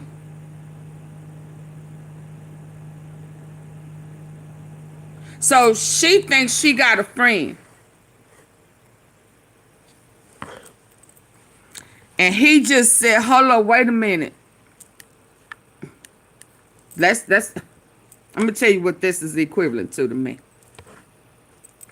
You know, fellas, I'm gonna pick on you. You know when guys done fed you a bunch of bull crap to get the draws? Yeah, I gotta say it in a way that y'all can understand it. They done everything. They done catered. They done tried to make kind of swoove you over. Gave you some of they best lines and shit. Just to get them panties. Yeah, and then the minute you give them to them and you thinking, you know, you factoring in all the bull crap they done told you and made you feel this way and another. And then once he done banged your head up against the wall, now you all kind of like, ooh, I'm in love. So we go together now? You my boyfriend? I mean, and he like, hold on, wait, what? Wait a minute. I mean, and then he starts stuttering and moonwalking back. I mean, hold up, wait a minute. I mean, you know, let's just see. Let's just see. Let's just see. I'm not saying. I mean, you know, that's what happens here. This is how I'm feeling. And because she's been a victim, and they're trying to find people or want people to validate them. See, she went from when he said that, when this predator right here said that, she went into, oh my God, thank you. Like, here we go again, putting hope and trust and believing, you know, because he said whatever he had to say in order to get you to come. And you're a pretty girl, and you know, that should be in the quote. What should be in the quote? I don't know what you're talking about. Yeah. And so she fell for it again. So when I hear stuff like this from the victims, to me, that is saying that you can be swooned again. That you could be groomed again. That she is still the young little girl. The little sheltered girl who don't know no better. Because she took the bait. made her smile and show her teeth. And she's been manipulated again. Absolutely. And this is the second victim, Epstein victim, that I have been able to see that. As adults.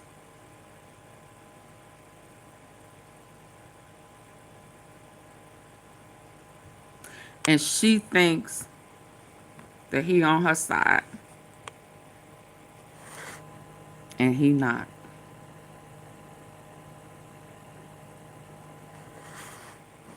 He wanted him.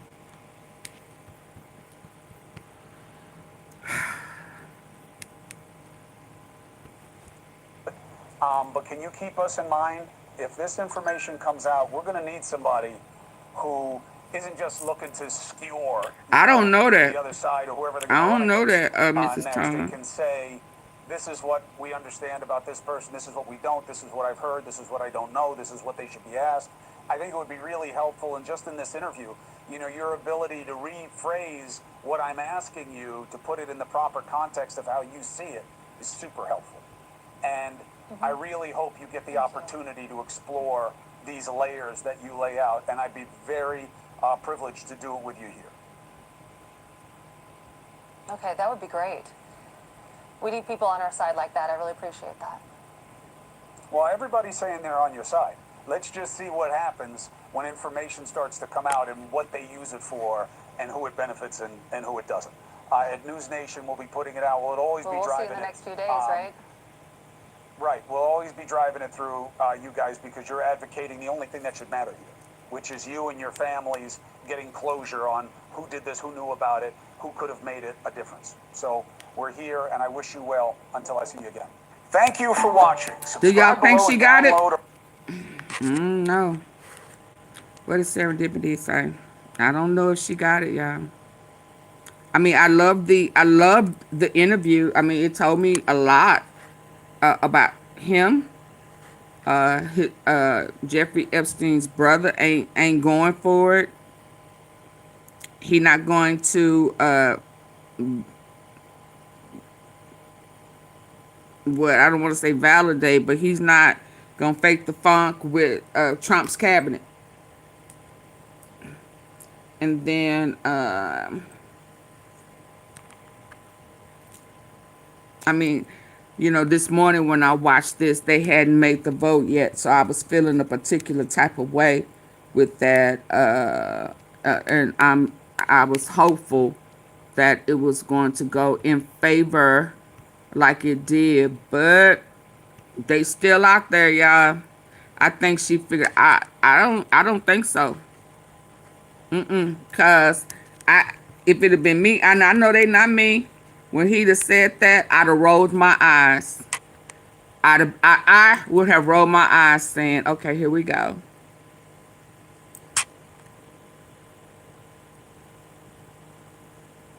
What do you mean, failure? Hold on, what done happened? Hold on. He got another one. Yeah, I would have rolled my eyes. I guess every time. Saying, oh, okay, so you wanted them too. That's what I would have said. But, you know, I know they not me. Never think we would get here. Failure. Hold on. What done happened? Hold on. This was like, okay. Failure to release Epstein files and indictment of government law enforcement. Let's see what this is. This just like less than an hour. Several of Epstein's survivors, including Maria Farmer, who was the first survivor to report Epstein's crimes. That attorney is Jennifer Freeman. Jennifer, big day. Did you ever think we would get here? I really hoped we would get here, but I really wasn't sure. So I'm delighted to be here. It was Okay, so let me, y'all want to go to the vote? Y'all want to go to the vote before we listen to this? Yeah, because this is after because it's talking about the reaction. It's on her terms. Yeah, I'm not getting that. I'm not getting that from her. I'm just not.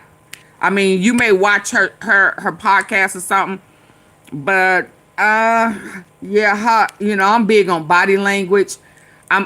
You know, yeah, she should not. Let me tell you where she went wrong. with her thinking that she's on top of it, if I may. Where she went wrong is saying we need friends like that. She's not on top of it.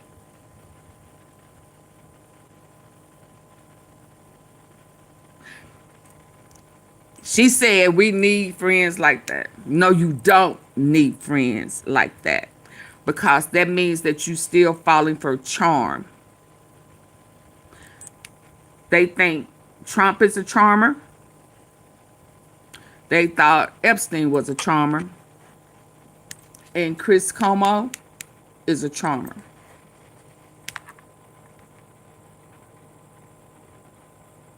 And she said friends. No. She will fall for the banana in the tailpipe again. And I hate to say that. I really do hate to say that. I mean, I don't hate, I saw this, but I hate to say that. I hate to say that because, you know, and let me say this. A lot of times, predators, let's say you meet somebody new and you tell your story, you confess, you think that you found somebody that could help you through it, or, you know, respect what you've experienced. You know, you got somebody in your corner or what have you, and then you take them on as a friend or a relationship, and then then a lot of times they get re-victimized. And they would have trusted somebody with their story, their situation, and then you'll hear, well, how could you do that to me? You know what I've been through. Why would you do that? I trusted you. You understand? And so a lot of times people re-victimize victims.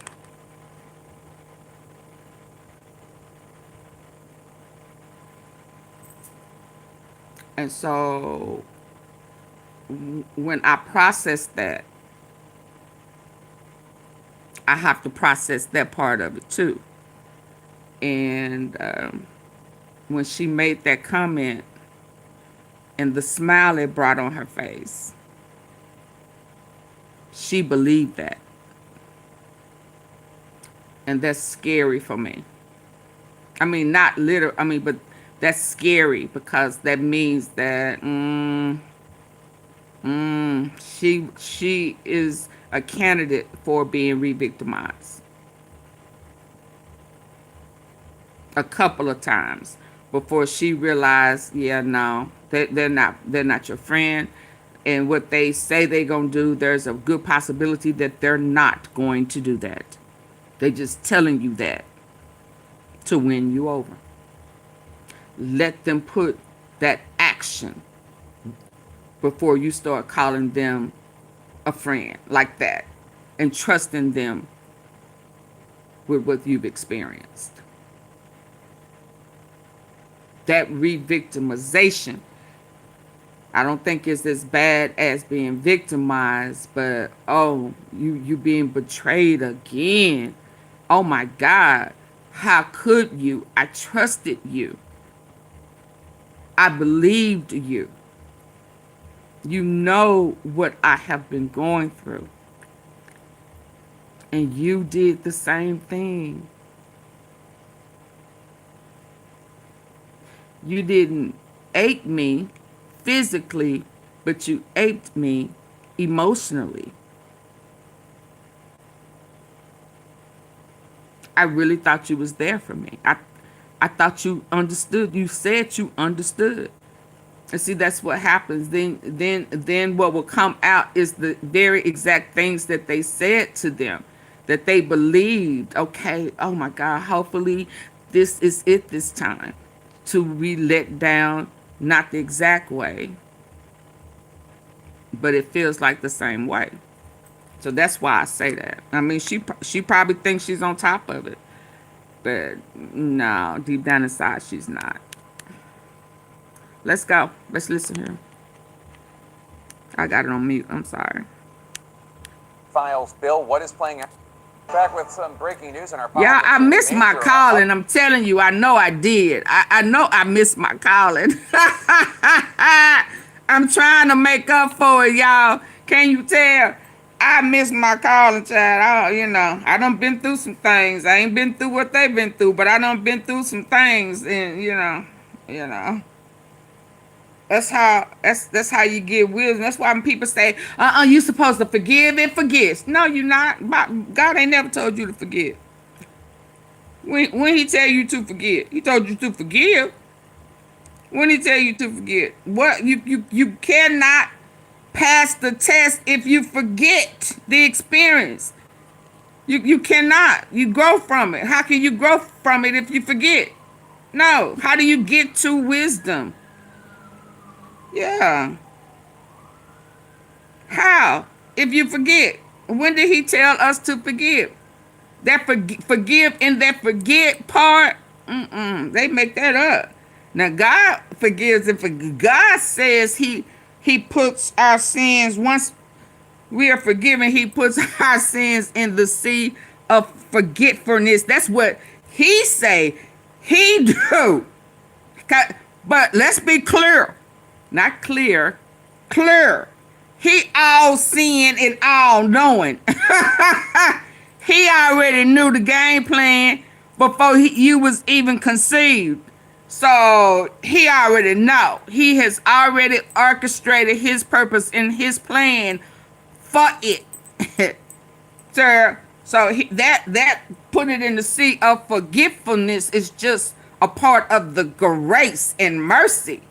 But he ain't never told us to forget nothing. How can you get home if you forget?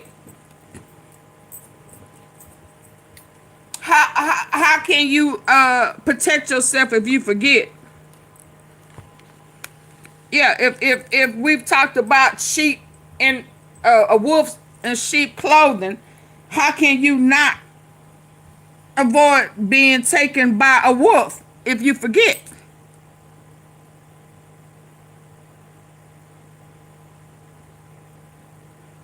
Thank you, Samantha. Reach one, teach one. Absolutely. No, so I can't forget. I can forgive you, but I have to recognize those red flags and warning signs. And the only way I am going to protect that, take heed, is to remember.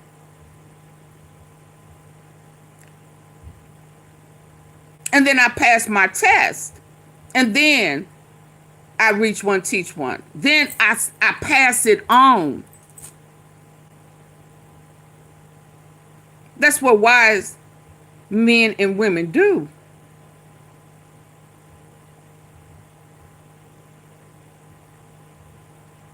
Thank you. And I I have made it a mission to be able to leave myself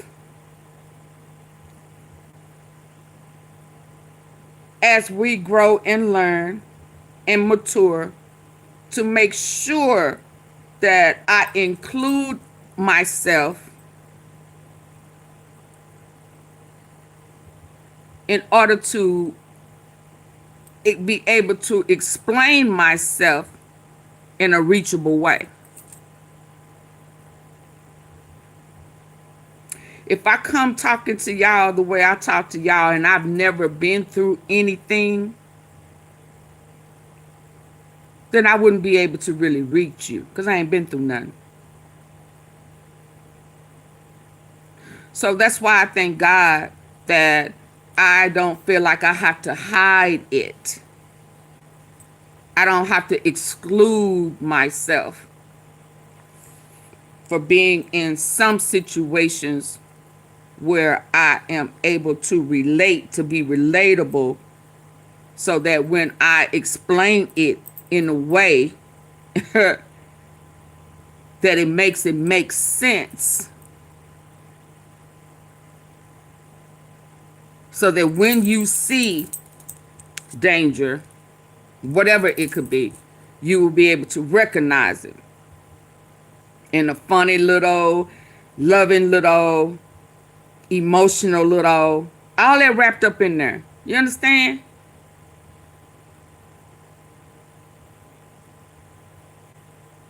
I just thank God that I'm not one of those ones who want to hold it to myself and not. That's why I don't make excuses for people, and I no longer lie for people. I'm not going to lie for you. No, I'm going to tell the truth. And if you don't want the truth, don't come to me. Don't talk to me. Don't ask me nothing, because I'm going to tell you the truth. Because the truth is not only going to set you free, it's going to set me free as well. And I want to be able to stand before God and be able to know that I have done something right.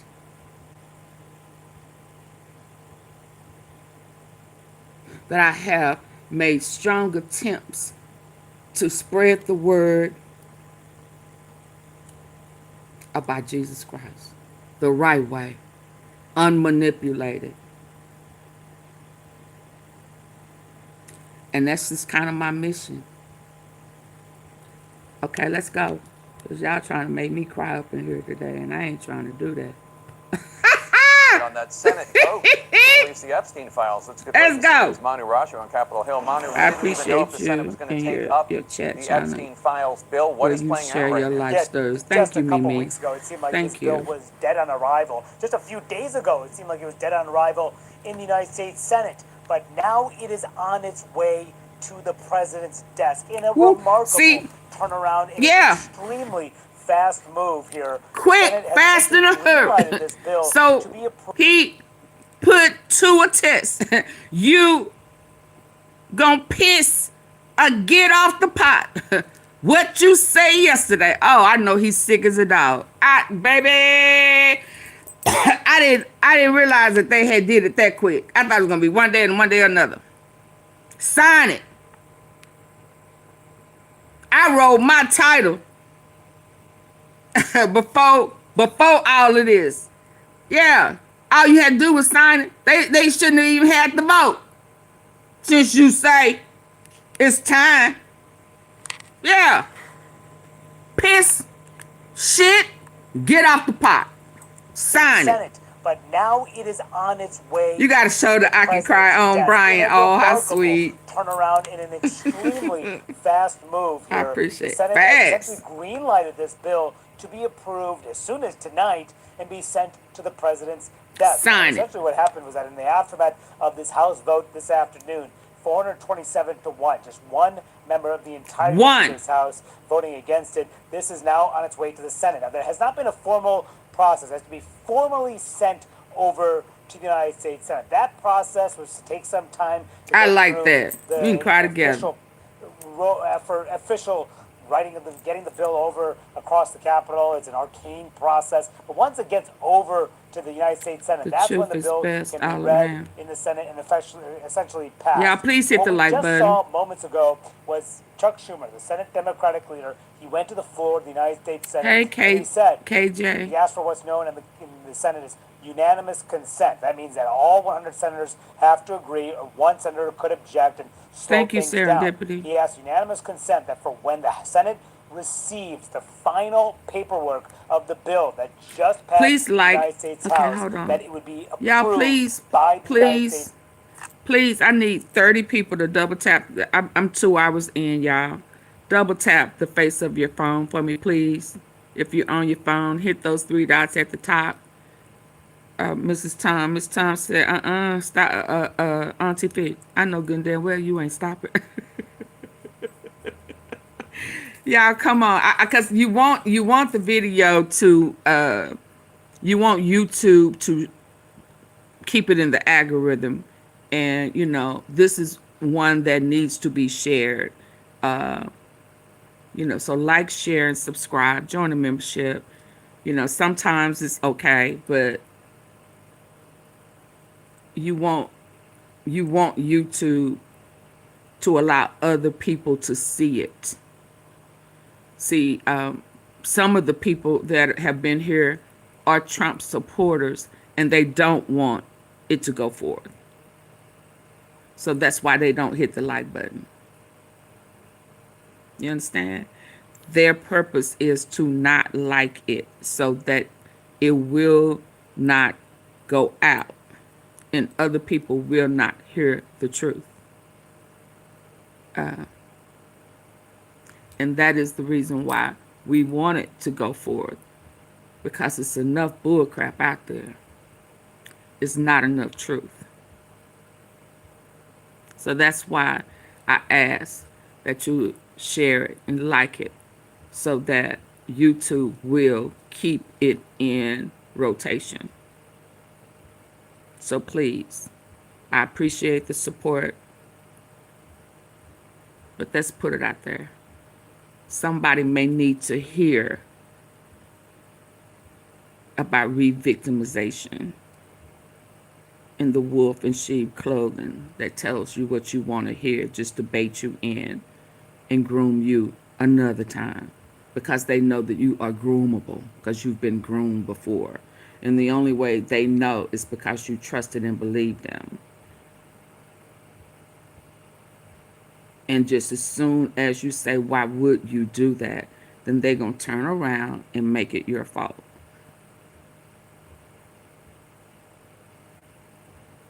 Okay? Let's go. Oh, Lord. God is good all the time.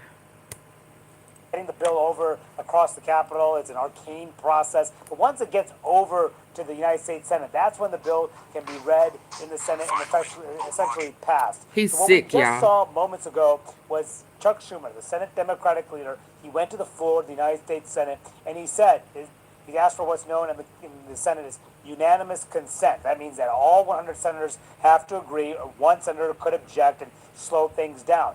He asked unanimous please consent hype me up. when the Senate receives the final paperwork of the bill that just passed the United States House, that it would be approved by the United States Senate. Nobody objected to that, Jake. So what that means is that as soon as it is formally transmitted, this bill is formally transmitted from the House to the Senate will essentially have it approved. It will be approved in their chamber. There does not need to be a roll call vote. And then it will go to the president's desk. Oh, they didn't want that roll call. The president has indicated that he will sign, despite fighting this for months, despite the efforts by the Republican leaders, particularly in the House, to try to deny its vote. Ultimately, the president capitulated, said that he believed that the House Republicans should vote for it because dozens were already planning to buck him. And the Speaker of the House, who did not want this bill to come to the floor, ultimately voted yes, which has been a remarkable turnaround, pushed by a handful of members in the House of Representatives, pushing the leadership, circumventing the leadership, forcing this on the floor, ultimately getting the leadership behind this, and now through the Senate in a blink of an eye, and now on to the president's desk. And within 30 days, when this becomes law, Jake, that's when the Justice Department will have to comply to release the That's files, not fair. the Epstein We files. want to And see if it does votes. not comply for whatever Yep. reason, he has to explain But there's why. only one, and they don't But gave right his now, it's a name. remarkable moment as the Senate greenlights passage of this bill that has dogged for the House the, in particular over the last several months. Joining us now, Senate. Democratic Congressman of Illinois, Raja Krishnamurthy. He sits on the House Oversight and Intelligence Committees. Congressman, thanks very much for being here.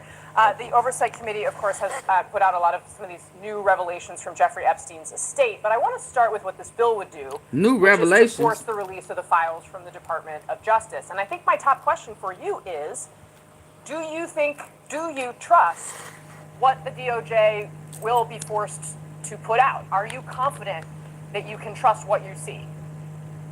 Not yet. I think that there's going to be a lot of pressure, however, from not only Democrats, but Republicans, members of the Maga base, and others to release the files in full.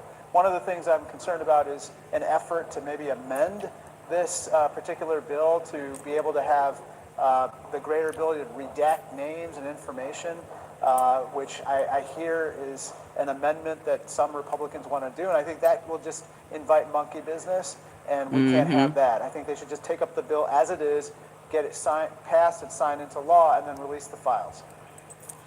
Monkey Do you, business. at this point, have reason to believe that there is more information in these files that DOJ has, or in additional files from the Epstein estate about President Trump?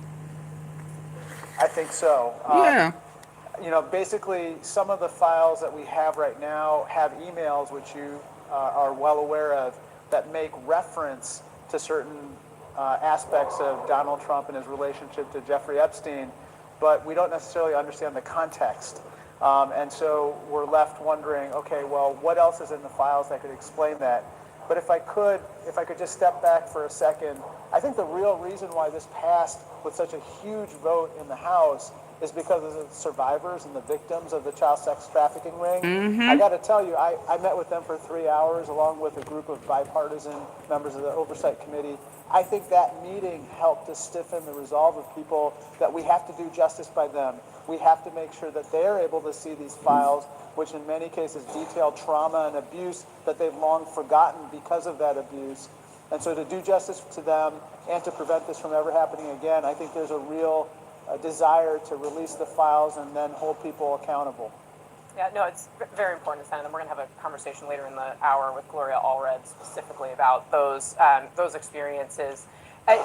If you, in the committee, receive more information that also implicates Democrats, I mean, some of the revelations from the files that you all put out have resulted in Larry Summers, a longtime Democratic official, stepping back from a number of his public roles because of what was exposed. Are you committed to putting those emails out no matter what? Absolutely. Nobody should be spared scrutiny as part of this particular investigation. I think that at this point, whoever emerges as having been implicated needs to be held accountable. And when do you think the public can expect to see more from Jeffrey Epstein's estate? I mean, we heard from Robert Garcia last night that there is another expected release coming. Yeah, I think that they're going to produce it on a rolling basis. And so it could literally be any time. That being said, my hope, one issue that maybe hasn't come up is that, the president could release these files of his own volition today. He doesn't have to wait for this legislation to pass the Senate and get signed into law. He could release it today. And so that's something that I and others are also pressing for as well in response to our own subpoena from the Oversight Committee. Let's discuss what's going on here with Miami Herald investigative reporter Julie K. Brown. Just a reminder, her reporting in 2017 and 2018 exposed so many of these horrific details of Epstein's alleged sex trafficking ring. She's also the author of a great book I recommend, Perversion of Justice, the Jeffrey Epstein Story. Julie, welcome back to the show. So hours before bringing the Epstein vote to the House floor today, Speaker Mike Johnson said this. Take a listen. The Democrats had every one of the Epstein files in their possession for the 4 long years of the Biden administration. The Biden Department of Justice had the files the entire time. And not a single one of the people who are so loud and animated right now, they never said anything about it for all those 4 years. Is that accurate?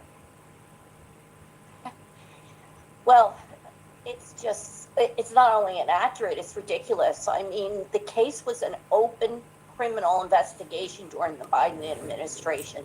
They were pursuing charges against what was exposed. Are you committed to putting those emails out no matter what? Absolutely. Nobody should be spared scrutiny as part of this particular investigation. I think that at this point, whoever emerges as having been implicated needs to be held accountable. And when do you think the public can expect to see more from Jeffrey Epstein's estate? I mean, we heard from Robert Garcia last night that there is another expected release coming. Yeah, I think that they're going to produce it on a rolling basis. And so it could literally be any time. That being said, my hope, one issue that maybe hasn't come up is that, the president could release these files of his own volition today. He doesn't have to wait for this legislation to pass the Senate and get signed into law. He could release it today. And so that's something that I and others are also pressing for as well in response to our own subpoena from the Oversight Committee. Let's discuss what's going on here with Miami Herald investigative reporter Julie K. Brown. Just a reminder, her reporting in 2017 and 2018 exposed so many of these horrific details of Epstein's alleged sex trafficking ring. She's also the author of a great book I recommend, Perversion of Justice, the Jeffrey Epstein story. Julie, welcome back to the show. So hours before bringing the Epstein vote to the House floor today, Speaker Mike Johnson said this. Take a listen. The Democrats had every one of the Epstein files in their possession for the 4 long years of the Biden administration. The Biden Department of Justice had the files the entire time. And not a single one of the people who are so loud and animated right now, they never said anything I cannot about stand it for all those him. 4 years. Is that accurate? Well, it's not only inaccurate, it's ridiculous. I mean, because what's the point? It was an open criminal investigation during. But what's the point? If Trump said, sign it, everybody voted in, let's get it over with. I mean, so what was the point of that? That still is not helping the victims about who didn't do what before. In between that time, did not Ghislaine Maxwell not go? Did she go to trial and was found guilty? So I mean, on Biden's watch, right? And before that, it was Trump. So I mean, why are you acting like there was a whole bunch of Democrats in between that time?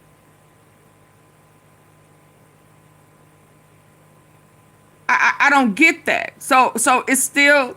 You still have no empathy for the victims, you know. And we know that there are quite a few people in Trump's cabinet right now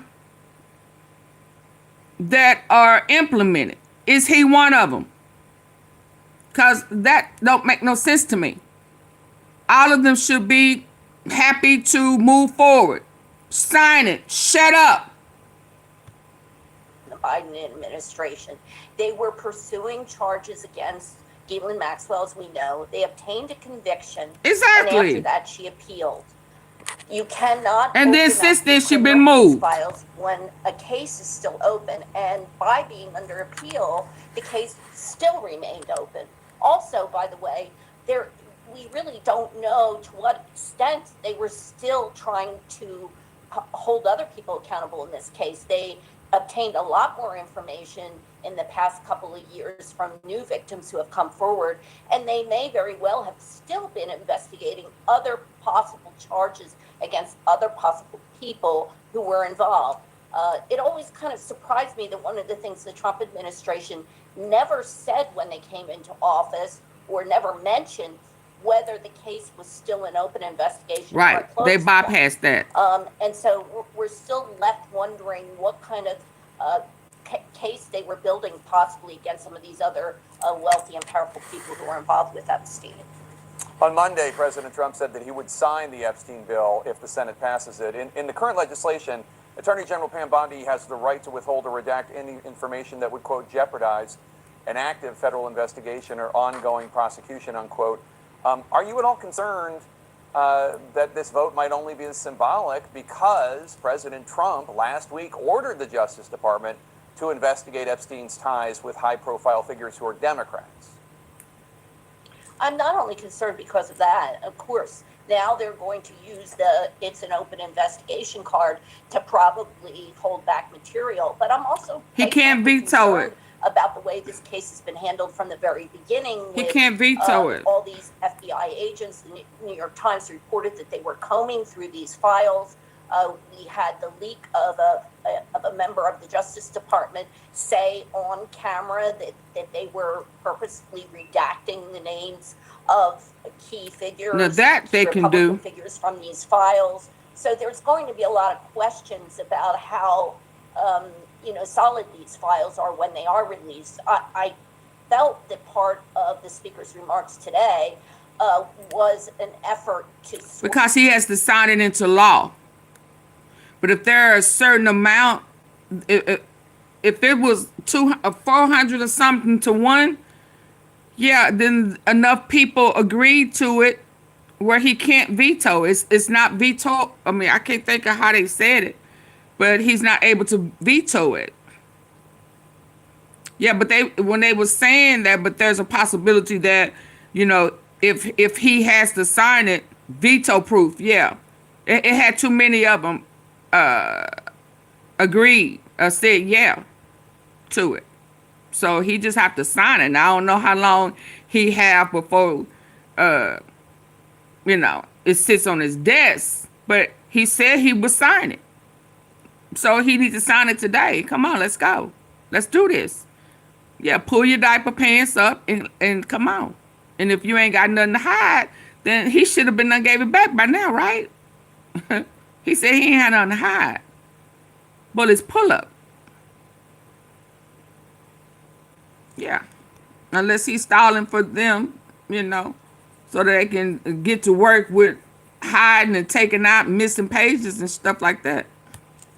Sort of remind people that it's there's veto going to be proof. things in here that they're not going to release. So he was sort of setting the stage, I think, for heavy redactions, where we're going to see pages and pages right there of things that have 5 words on them, and the rest of the page is going to be redacted. That's the way the FBI files right now look, and there's no reason for them to do those kinds of heavy redactions. Julie K. Brown, thank you so much, and thank you for your journalism. Yeah, because he gonna want, if like the other guy said that, he may come back with different terms, and he's probably still gonna want, Trump's name removed, just like he just kind of wanted all the Democrats to be investigated. But as we saw last night with the attorney guy, he can't do that because trying to defend Trump, the Department of Justice and FBI have signed that there was nothing else, no third party, no one else. There's nothing criminally was done. So if you've investigated, how can you come back now and say, oops? But Clinton, well, why Clinton wasn't the issue when you said there was nothing else there? Because they had it and was expecting for it to blow over. They was expecting for us to grab that and just run with it. And we said, we the people said, not this time. Y'all doing too much. And you shouldn't have brought it up. Again, I just want us to be clear. For the most part, people was satisfied with Ghislaine Maxwell being in prison for 20 years. But because of Trump, needed something that the people wanted. And he knew that the people wanted MLK, and Epstein. So he campaigned on it. He opened that up. He groomed us. Not me, but them.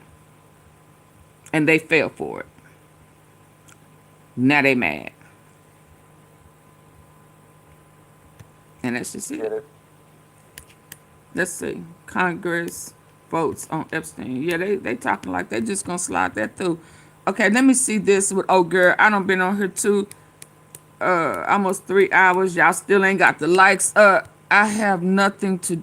Yeah, you still say you ain't had nothing to do with it. Let me see what. Because he done got bad news all day today. Old girl, New York, her case done been thrown out. I think Comey's case done been thrown out. They done been caught and busted. Surprise update. Do I want to hers or his? Let's see this one. Yeah, so he done had a bad day today. Yeah, this is the one I wanted to see. Let me see, old girl. Okay, so I just wanted to jump on. As y'all can see, I'm in what they call the Rayburn room right now. So I'm not in my office, but I am at the Capitol because I stay on my job.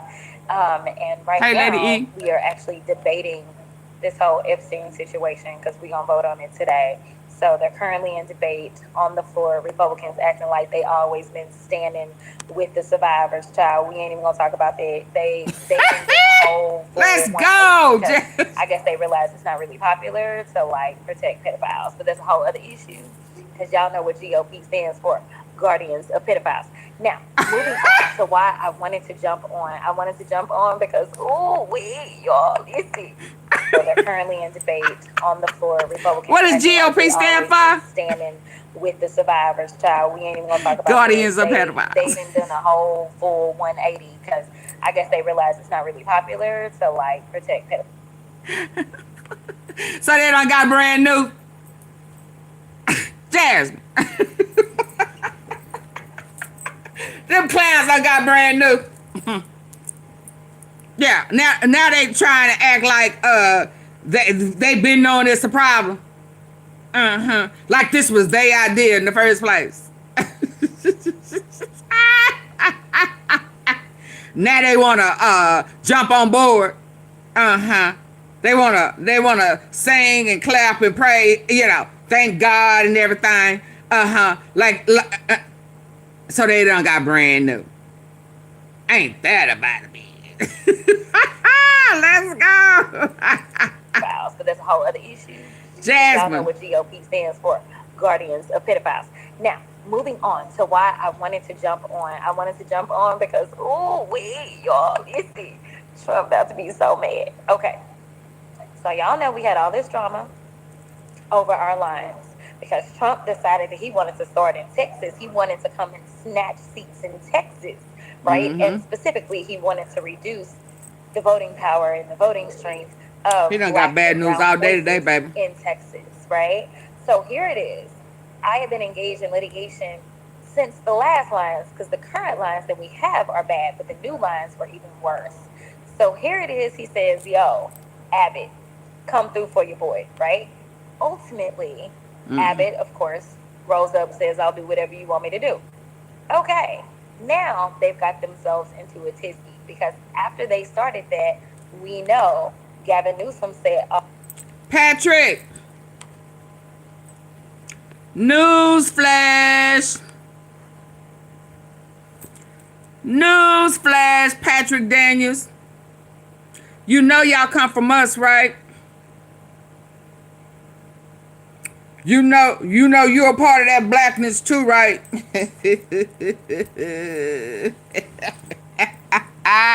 You know you one of us, right? You just a lighter virgin.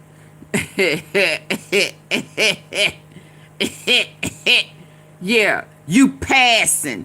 You do know that whitewash is really blackwash. You do know you're a nigga too, don't you? Huh? Patrick Daniels. Yeah, while you trying to be racist. Damn. Yeah, while you trying to be racist, nigga, you know you're a nigga too, right? You do know we are chosen. Yeah, we are the ultimate color. Yeah, black, bronze, brown, you know, caramel, tan. Then it starts going into beige. Yeah, beige, pink, white. But your color line, yeah, starts with that bronze. And one thing is for sure, bronze ain't white. So check yourself. And you bet to go do the research and put some hot water on that whitewash so that the real color, yeah, that color that you think you don't like, cause you think it ain't in you. You think that your color is in us. Newsflash. Our color is in you. Our DNA is in you. Yeah. Yeah. So I'm going to go ahead and remove you. I just had to give you a little education. Yeah. Yeah. Yo, big mama. Your big mama. Your real mama. The mothers of all mothers was a black mother. Yeah. The originator of the motherhood. Yeah. She was black, baby. Yo, big mama, grandmama, great was a beautiful black queen. Now go run tell that. So when you think you being racist, I love it. Yeah, you talking about your own people. You got our milk in you, dude. We in your DNA. You understand? Yeah. Now go do your research, take off the whitewash, and respect that blackness. Okay? All right? Y'all say back bye to Patrick Daniels. He thought he was saying something. He just got taught a lesson. You gonna learn today with your black ass.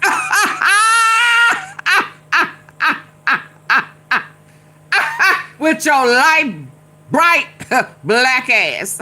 Hello. With your light, bright black ass. Bye, Patrick. You better go play somewhere safe. Ooh, you mad. They mad. They mad. Wait till they find out they black.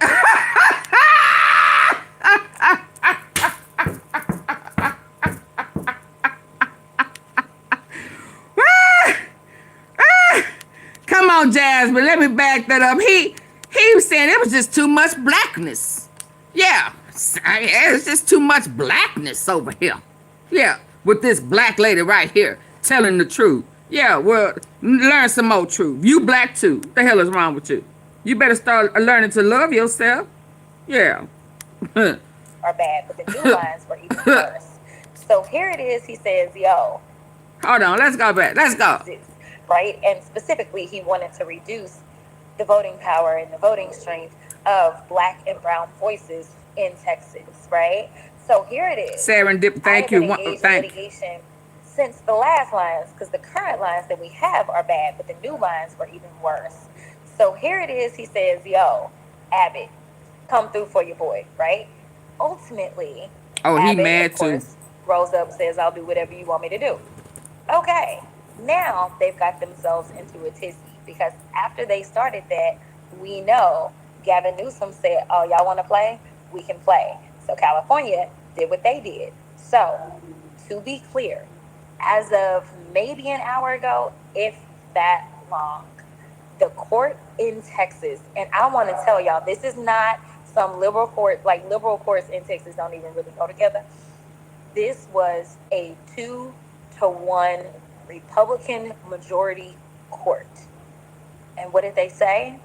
They said, oh, plaintiffs, y'all want to temporarily enjoin them because, see, the damage will already be done. Those voices would already be diluted by the time we actually can determine whether or not the actual merits of this case make sense. So they decided them lines, they ain't going into effect right now. Not right now. Not right now. Now, I know a lot of y'all probably going to have questions about what does this mean for California, that kind of stuff. California has already voted. They have already passed the map. It does not save California because this is still the law. These maps have been signed into law.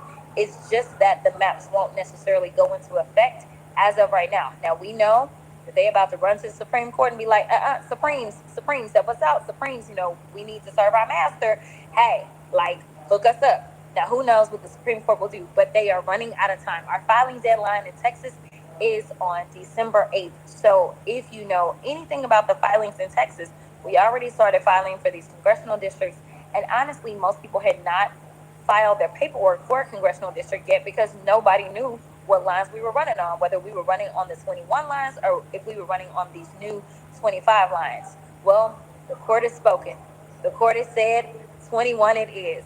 So what does that mean? That means no pickup for Trump in Texas. That means Utah messed him off and gave us a seat. That means he did pick up one in Missouri.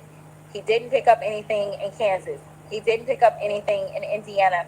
Virginia and Maryland are talking about going and changing their lines. We know California ended up with a Democratic pickup of 5. We know North Carolina also gave him one. So right now, your boy is down. Your boy is down. Listen, this is exactly, God don't like ugly. I told my staff to name this live, God don't like ugly. it seems like they went with the bad words, but I was on my Christianity today and told them that we need to name this God Don't Like Ugly. Okay? Listen, we are about to listen, we all about to be blessed. We about to be blessed. I know it seemed like a lot of hell here recently. It has. But we are all gonna be blessed up. If we can have a Republican court out of Texas, do something that's right. Lord knows. Jesus, yes, hallelujah. Okay. So we're gonna take questions right now real quick before I have to get on the floor and do my votes. But no, I am joking, but I am so happy and I am so relieved because this has always been about the people. It's never been about any individual member. It is about whether or not the people have voices that are going to speak up and represent for them. And after we saw what took place with the defunding of so many organizations and just governmental agencies as well, to have people that are going to speak up at a time when we have a government that says things like, I'm not even going to make sure that people are fed in this country. Yeah, it's more important now than ever that they have representation that is reflective of the people's will. So what questions do we have?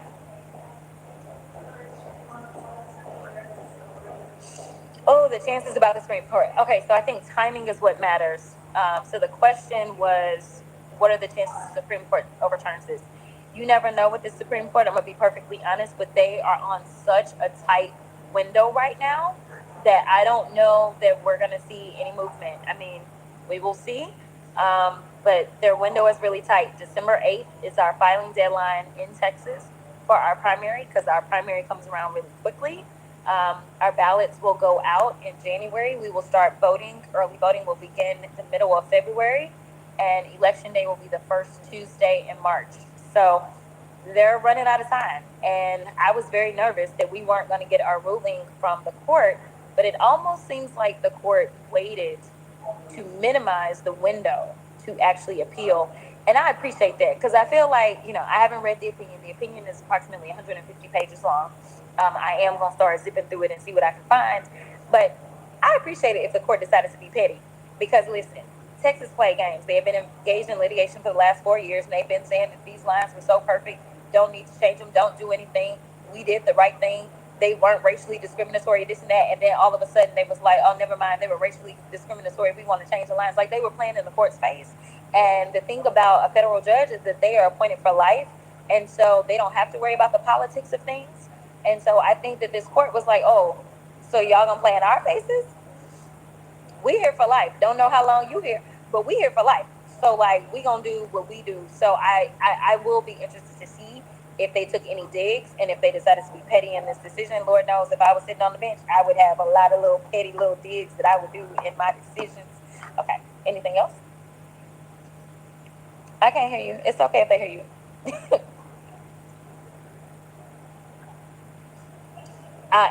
Annie asked the question. I don't know. I still don't know, Annie. I ain't even gonna repeat it because I don't know if I can talk about it on on this particular page. I don't know.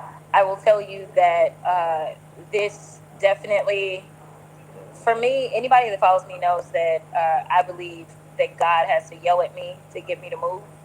And so I've been getting signs all different kinds of ways about what to do. But I will tell you that serving my current District 30 is where I'd love to be perfectly honest.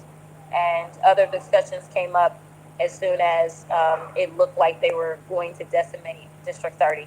So, I still have some evaluations to make. This is my other page if you want to learn more about the conversation that I'm having in a very clandestine way right now. Okay, so, listen, I don't know what Comer just said, but Comer was talking noise about me on the phone. Now, I was sitting there minding my business. Actually, I was talking to another member. I was talking to Adelita. And next thing you know, I hear Comer say my name, and as well as Rep. Stansbury's name. He and his feelings about something that I've said clearly. And it had to do with the redactions in the Epstein files. The names are going to be redacted of survivors. Right now, the arguments that I've been hearing since I've been in judiciary this morning, and if you've paid attention to the speaker who's flipping out, they're saying that they're worried about innocent millionaires and billionaires who were friends with Epstein getting caught up in all of this. Are you serious right now? I mean, it's just, anyway, they're not concerned about survivors. They're concerned about their donors. They're concerned about the same people that they have been serving the entire time that Trump has been in office. The people that paid for them to be in office, those are the only people they care about. They don't care about nobody else. I just want to put that out there. Anything else? Okay, they said nothing else.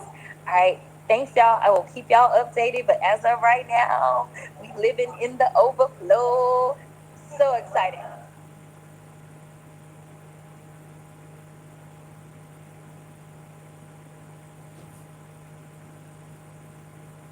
Okay, I think there's one more. I think, hold on. What y'all think? What y'all think? Epstein bomb, Senate vote, anonymous and fine. Hold on.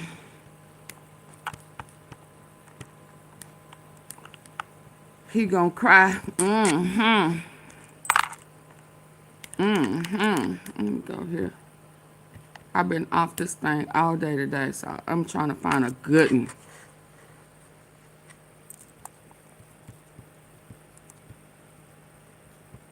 I'm trying to find a good one.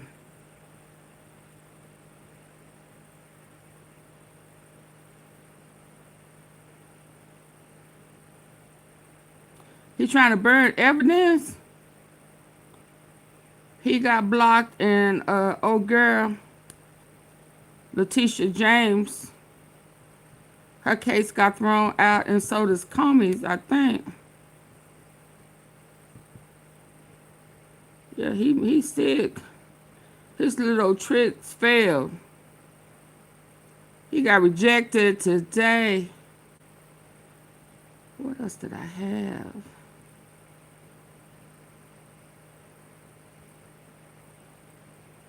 Crucial Epstein vote.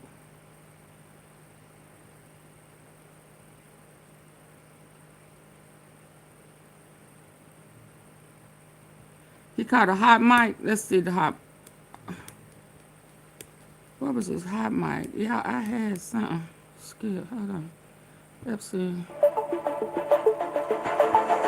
Donald Trump moments ago was belligerent, insane, unhinged. Oh, he was talking to them. Snapped at multiple reporters for asking simple questions because the pressure of the Epstein files truly getting to him.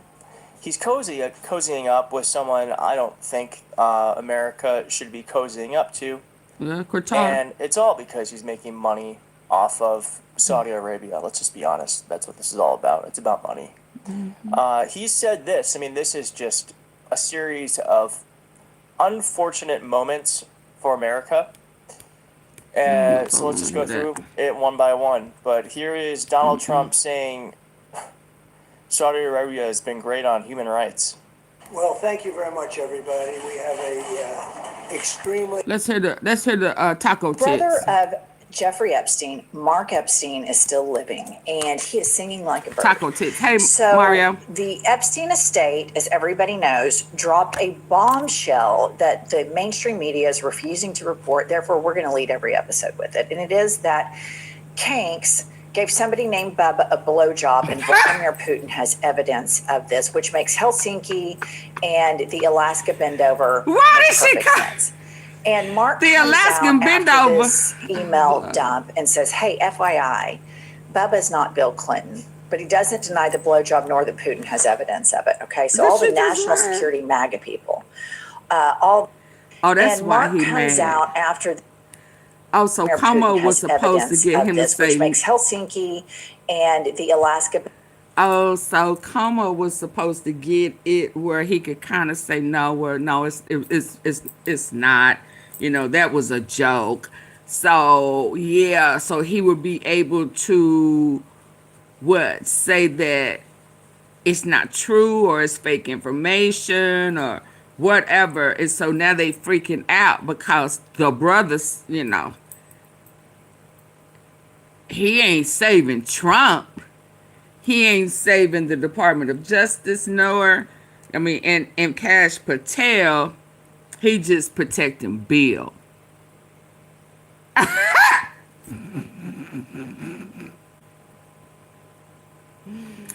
And so when they brought up the black girl, oh, that's what I put on hold. The black lady. You know, they was gonna make that be an issue and try to get some tea on that. And his brother said, I don't know nothing about that. And shut it down. I get it now. Let's go. Let's go. I get it. Watch her laugh. Bend over, make perfect sense. And Mark comes out after this email dump and says, hey, FYI, mainstream media is refusing to report, therefore we're going to lead every episode with it. And it is that Kanks gave somebody named Bubba a blowjob, and Vladimir Putin has evidence of this, which makes Helsinki and the Alaska bend over make perfect sense. And Mark comes out after this email dump and says, hey, FYI, Bubba's not Bill Clinton, but he doesn't deny the blowjob nor that Putin has evidence of it. Okay, so all the national security MAGA people, all the national security Republicans have a lot of answering to do, because you're clearly putting the armed forces who you claim to love and respect more than anything on the planet, you're putting them in danger, and also allowing Kanks, who gave somebody named Bubba a blowjob, to allow these military members to get on their hands and knees to roll out red carpet for a murderous dictator, Vladimir Putin, who has evidence of Kanks blowing Bubba. So Mark has now, he was on Chris Cuomo last night, and he's still speaking more about his brother's relationship with the president of the United States. So Mark's brother, the most horrific sexual predator, best friends with the president of the United States, and we need to keep applying the pressure. Let's hear from Mark Epstein. In 2016, I said this publicly before. Jeffrey told me that if he said what he knew about the candidates, they'd have to cancel the election. He didn't tell me what he knew, but Jeffrey definitely had dirt on Trump. And you could see in the emails, Trump could deny it all he wants, but it's pretty clear. I mean, everything Trump says is a lie. But that's not what you were talking about. It's provable that he was in Jeffrey's office. He said he wasn't in the house. It's provable he was there. He said everything he says is a lie. Everything he said was a lie. And we're here to give you everything. That styled feeling. Ooh, they thought that they was going to get him to smooth it over. Renters will start coming out of the woodwork. Wake up, Kankles. Pumps. Everything he says is a lie, but what is so fascinating to me is all these MAGA... Everything he says is a lie. Pumps. Everything he says is a lie, but what is so fascinating to me is all these MAGA conspiracy theorists who now have the evidence from Ghislaine Maxwell and Jeffrey Epstein from decades ago are now like, well, you know, it's a Democratic hoax. Like there's a time machine that goes back and puts him with Bubba. There's a time machine that puts his mark on the door. And then they have him at time the White machine House to put him with Bubba and his Thanksgiving pickle of in his mouth. 2017, and they're willing to dismiss all of these allegations of pedophilia.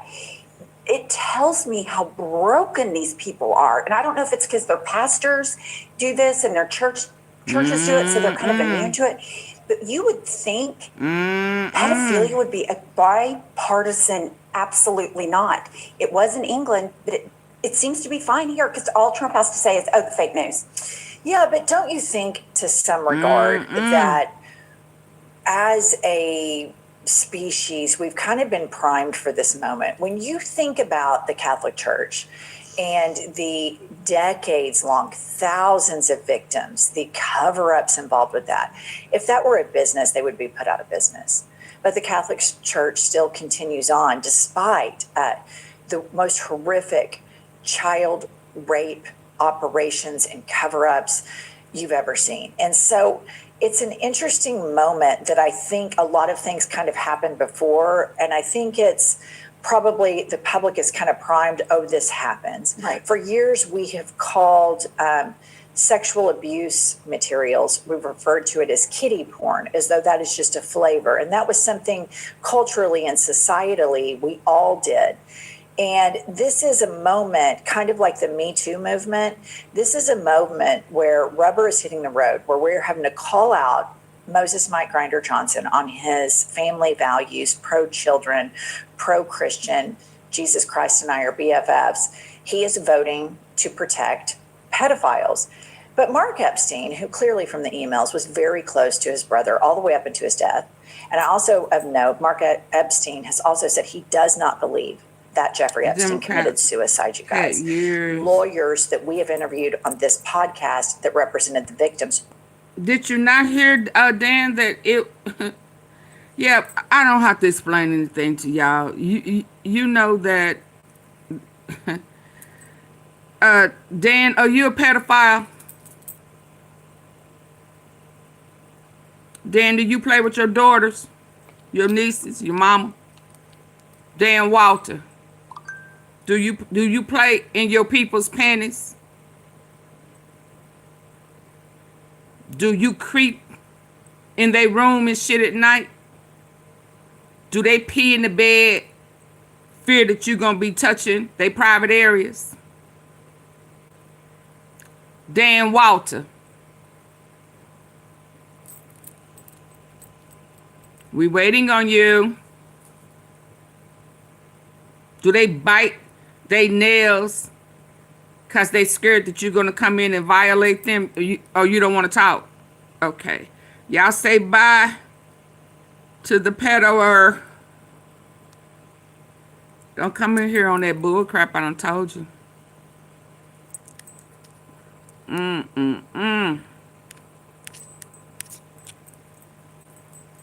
Yeah. And why they mad? The Republicans voted too, Jesus right? Christ and I are BFFs. He is voting to protect pedophiles. But Mark Epstein, who clearly from the emails was very close to his brother all the way up into his death, and I also of note, Mark Epstein has also said he does not believe that Jeffrey Epstein committed suicide, you guys. Lawyers that we have interviewed on this podcast that represented the victims do not believe that Jeffrey Epstein committed suicide. So let's think about it in its entirety like this. Mark Epstein and... Dave, exactly. When I called his name out, it's at this moment Dan knew he hooked up. I love my T-set person.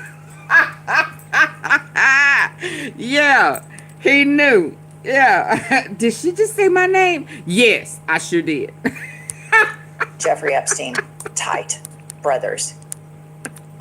He is voting to protect pedophiles. Yes. But Mark Epstein, who clearly from the emails was very close to his brother all the way up into his death, and I also of note, Mark Epstein has also said he does not believe that Jeffrey Epstein committed suicide, you guys. Lawyers that we have interviewed on this podcast and that's going to be an issue. Do not believe that Jeffrey... That's going to be an issue because he mentioned Bill Barr, and Bill Barr was up under, because see, Trump started some mess trying to say the Democrats, and you know, that's his right. Yeah, but yeah, now you got Mark Epstein saying no, I think he was killed, and look at Bill Barr. Bill Barr daddy, Donald Barr, is who started Epstein in the CIA. Mosaic or whatever that mess is. Got him that job in that school that he wasn't qualified for. You understand? Yeah. Is this what we gonna do? So now you're gonna have Bill Clinton, who had been in the game longer than he had. You know. So now you're gonna put me in that mess because you went too far. Oh, okay. So is that what we're doing? So yeah, so his brother's saying, yeah, you need to go investigate Bill Barr. You need to investigate this, that, and the other. I mean, we need to know this. Yeah. And okay, so now you're gonna have these people over here saying, okay, so what about this? And then everybody gonna be leaking shit. Yeah. So he think that Trump has something to do with his brother being unalive. He has made that absolutely clear.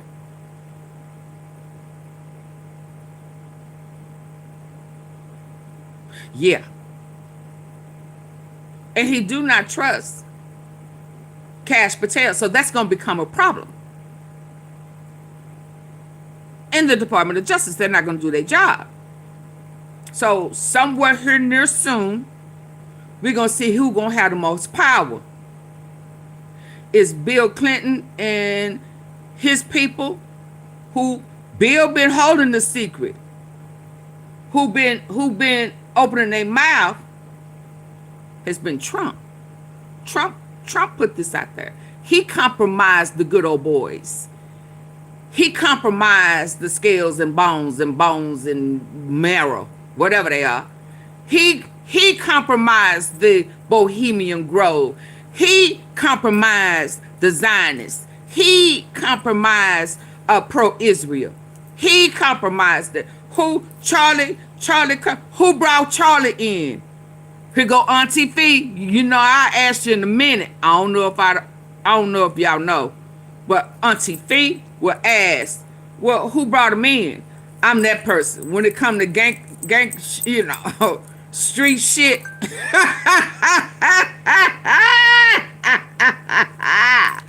When it come to real stuff, my mind say, okay, well, where they come from?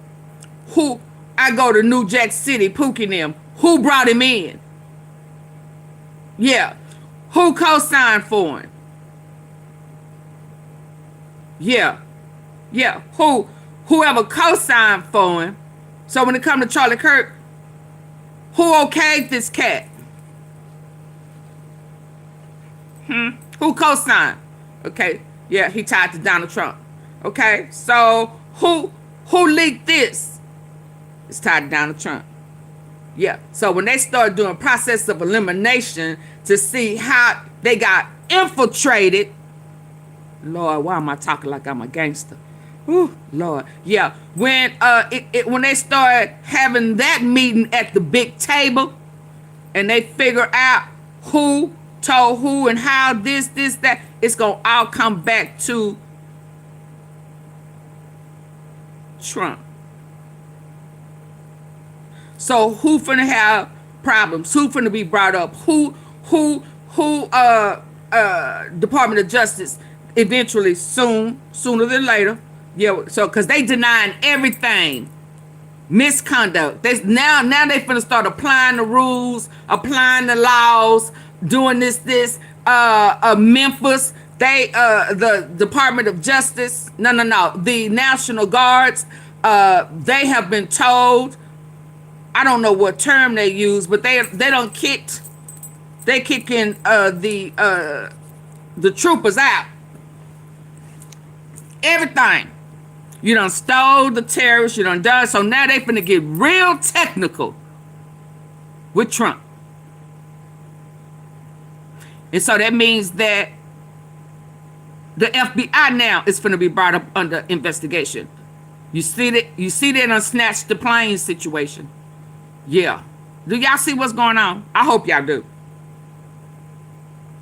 Everything hit Trump today. With that vote, with Letitia James case getting thrown out, Comey case being thrown out, the little fake attorney is under investigation. They done already picked out that Pam Bonded, you know, she one of them creatures. What are they called? What are them creatures? Them aliens, reptilians. She one of them. They already investigating her. They saying she was one of them little victims. She been knowing Trump a long time ago. She was a young girl. She been knowing Trump. Erica Kirk, we found out last night. How many millions missing?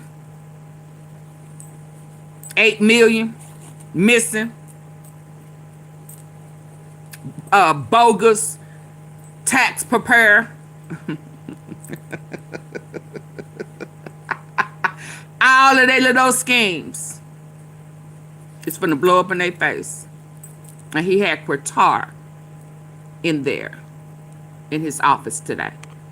Stay woke, y'all. Because that's who he backdoored, would try to backdoor BB not Yahoo with. Thank you, Serendipity. Right? That he allowed to come over on U.S. soil And he already said that they are terrorists to build in Idaho Air Force Base, where we already know they said and use trafficking, right? And he died on Trump's watch. Oh, hello. Y'all see the picture? So, it ain't looking good for Trump. And he already had Iran. It was that Iran. They already had that bag on his head, right? Yeah. Okay, carry on. Let's go. I gotta go eat. Epstein committed suicide. So let's think about it in its entirety like this. Let's go. Mark Epstein and Jeffrey Epstein, tight. Who brothers. next? Who Bizarrely next? emailed all the time, so we have all these digital records of all of this stuff. Jeffrey knew he could destroy Donald Trump.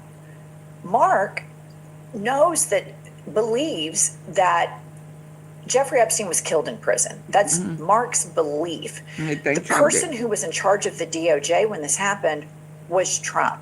Yeah. So despite what could be a threat on his life, he is maintaining that Trump was compromised. My brother had all of the goods and he could ruin this man. He is not backing off of that. Not backing off. He's all but said he believes that Donald Trump was killed in prison. He does not believe it's suicide. No. So that's incredibly... Jeffrey was killed in prison, but he thinks... Jeffrey Epstein was killed in prison. Trump did it. That's really, really telling to me. Here is another bit from Mark Epstein on Chris Cuomo last night. Play the clip. What I do want to talk about is I've been recently told the reason they're going to be releasing these things and the reason for the flip is that they're sanitizing these files. There's a facility in Winchester, Virginia, where they're scrubbing the files to take Republican names out of it. They already know where. By a pretty good source. They already know where it's being scrubbed at. My favorite product, and I am obsessed. Y'all hear that? This is They already know who's scrubbing. That surprises me absolutely zero. What surprises me is this wasn't done originally in May when Pam Bondi originally got the files and knew Trump was mentioned over 1,000 times. It doesn't. Well, because they thought that we was going to take what they said and be done. I mean, because like Harvey Levin said, now y'all see why Harvey done jump ship. I knew it was something. Like Harvey Levin said, he been doing this. I mean, he's been able to tell people something and they can know he's lying and they still go with it. Not this time. And Trump do not know how to operate with people not accepting what he said and changing it up because they have allowed him to get away with it. Ain't that what I was saying yesterday? I mean, okay. What I can only hope is other countries that have these materials through law enforcement channels and victims, that they will be able to right the ship, because there is not a doubt in my mind the corrupt Pam Bondi, Dan Bongino, Kash Patel, they will do whatever it takes to cover this up for Trump and the Republicans, because he's now saying, oh yeah, release the files, only Democrats are in there. Sounds like he knows the books are cooked to me. Yes, and I mean, we all know that Kash Patel's FBI is an absolute joke. I think the entire evidence that is rolled out, this is my personal opinion, since... I wouldn't be surprised if Comey's daughter don't have a whole copy of it.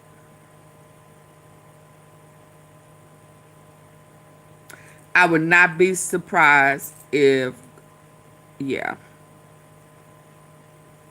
He fired Comey. Old girl fired it, and then they went after his daddy. Her daddy. I wouldn't be surprised. Somebody got a copy of it. Trust. And soon as he messed with it, soon as something is missing, they will be able to say obstruction of justice.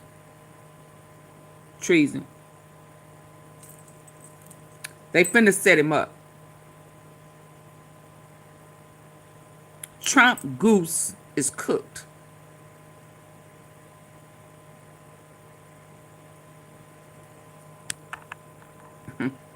He did too much too murder of fast. Charlie Kirk is weird. The lack of follow-up of any reporting on that, I think that whole thing is weird. I think it's very obvious that this administration... Is our girl, did our girl go live today? Hold on. Do I need to hold on? Because she said she had some good today. I think the entire evidence that is rolled out, this is my personal opinion, since the murder of Charlie Kirk is weird. The lack of follow-up of any reporting on that, I think that whole thing is weird. I think it's very obvious that this administration, we want the economy and the job reports to look a certain way, so we're going to manufacture that. We want the Epstein files to look a certain way, so we're going to manufacture that. My problem with the other countries that may have this information is that... Okay, yeah, I'm gonna go. Some people from those countries... Yeah, I need to set up another live. I need to see what Candace is talking about tonight. Okay, yeah, okay, 10:30. 10:30. Okay, T-Sippers. I've been so busy today. Is this today? Great. Yeah. Are y'all still with me? Oh my God, I don't even know if this is working. Hold on.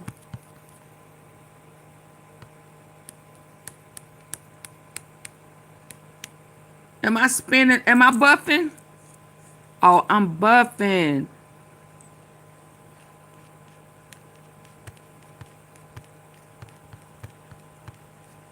Okay. I'm gonna try to set this for 10:30. And let's check out Candace. Let's see if there are any dots that's connected. Okay? Is that okay? Let me go.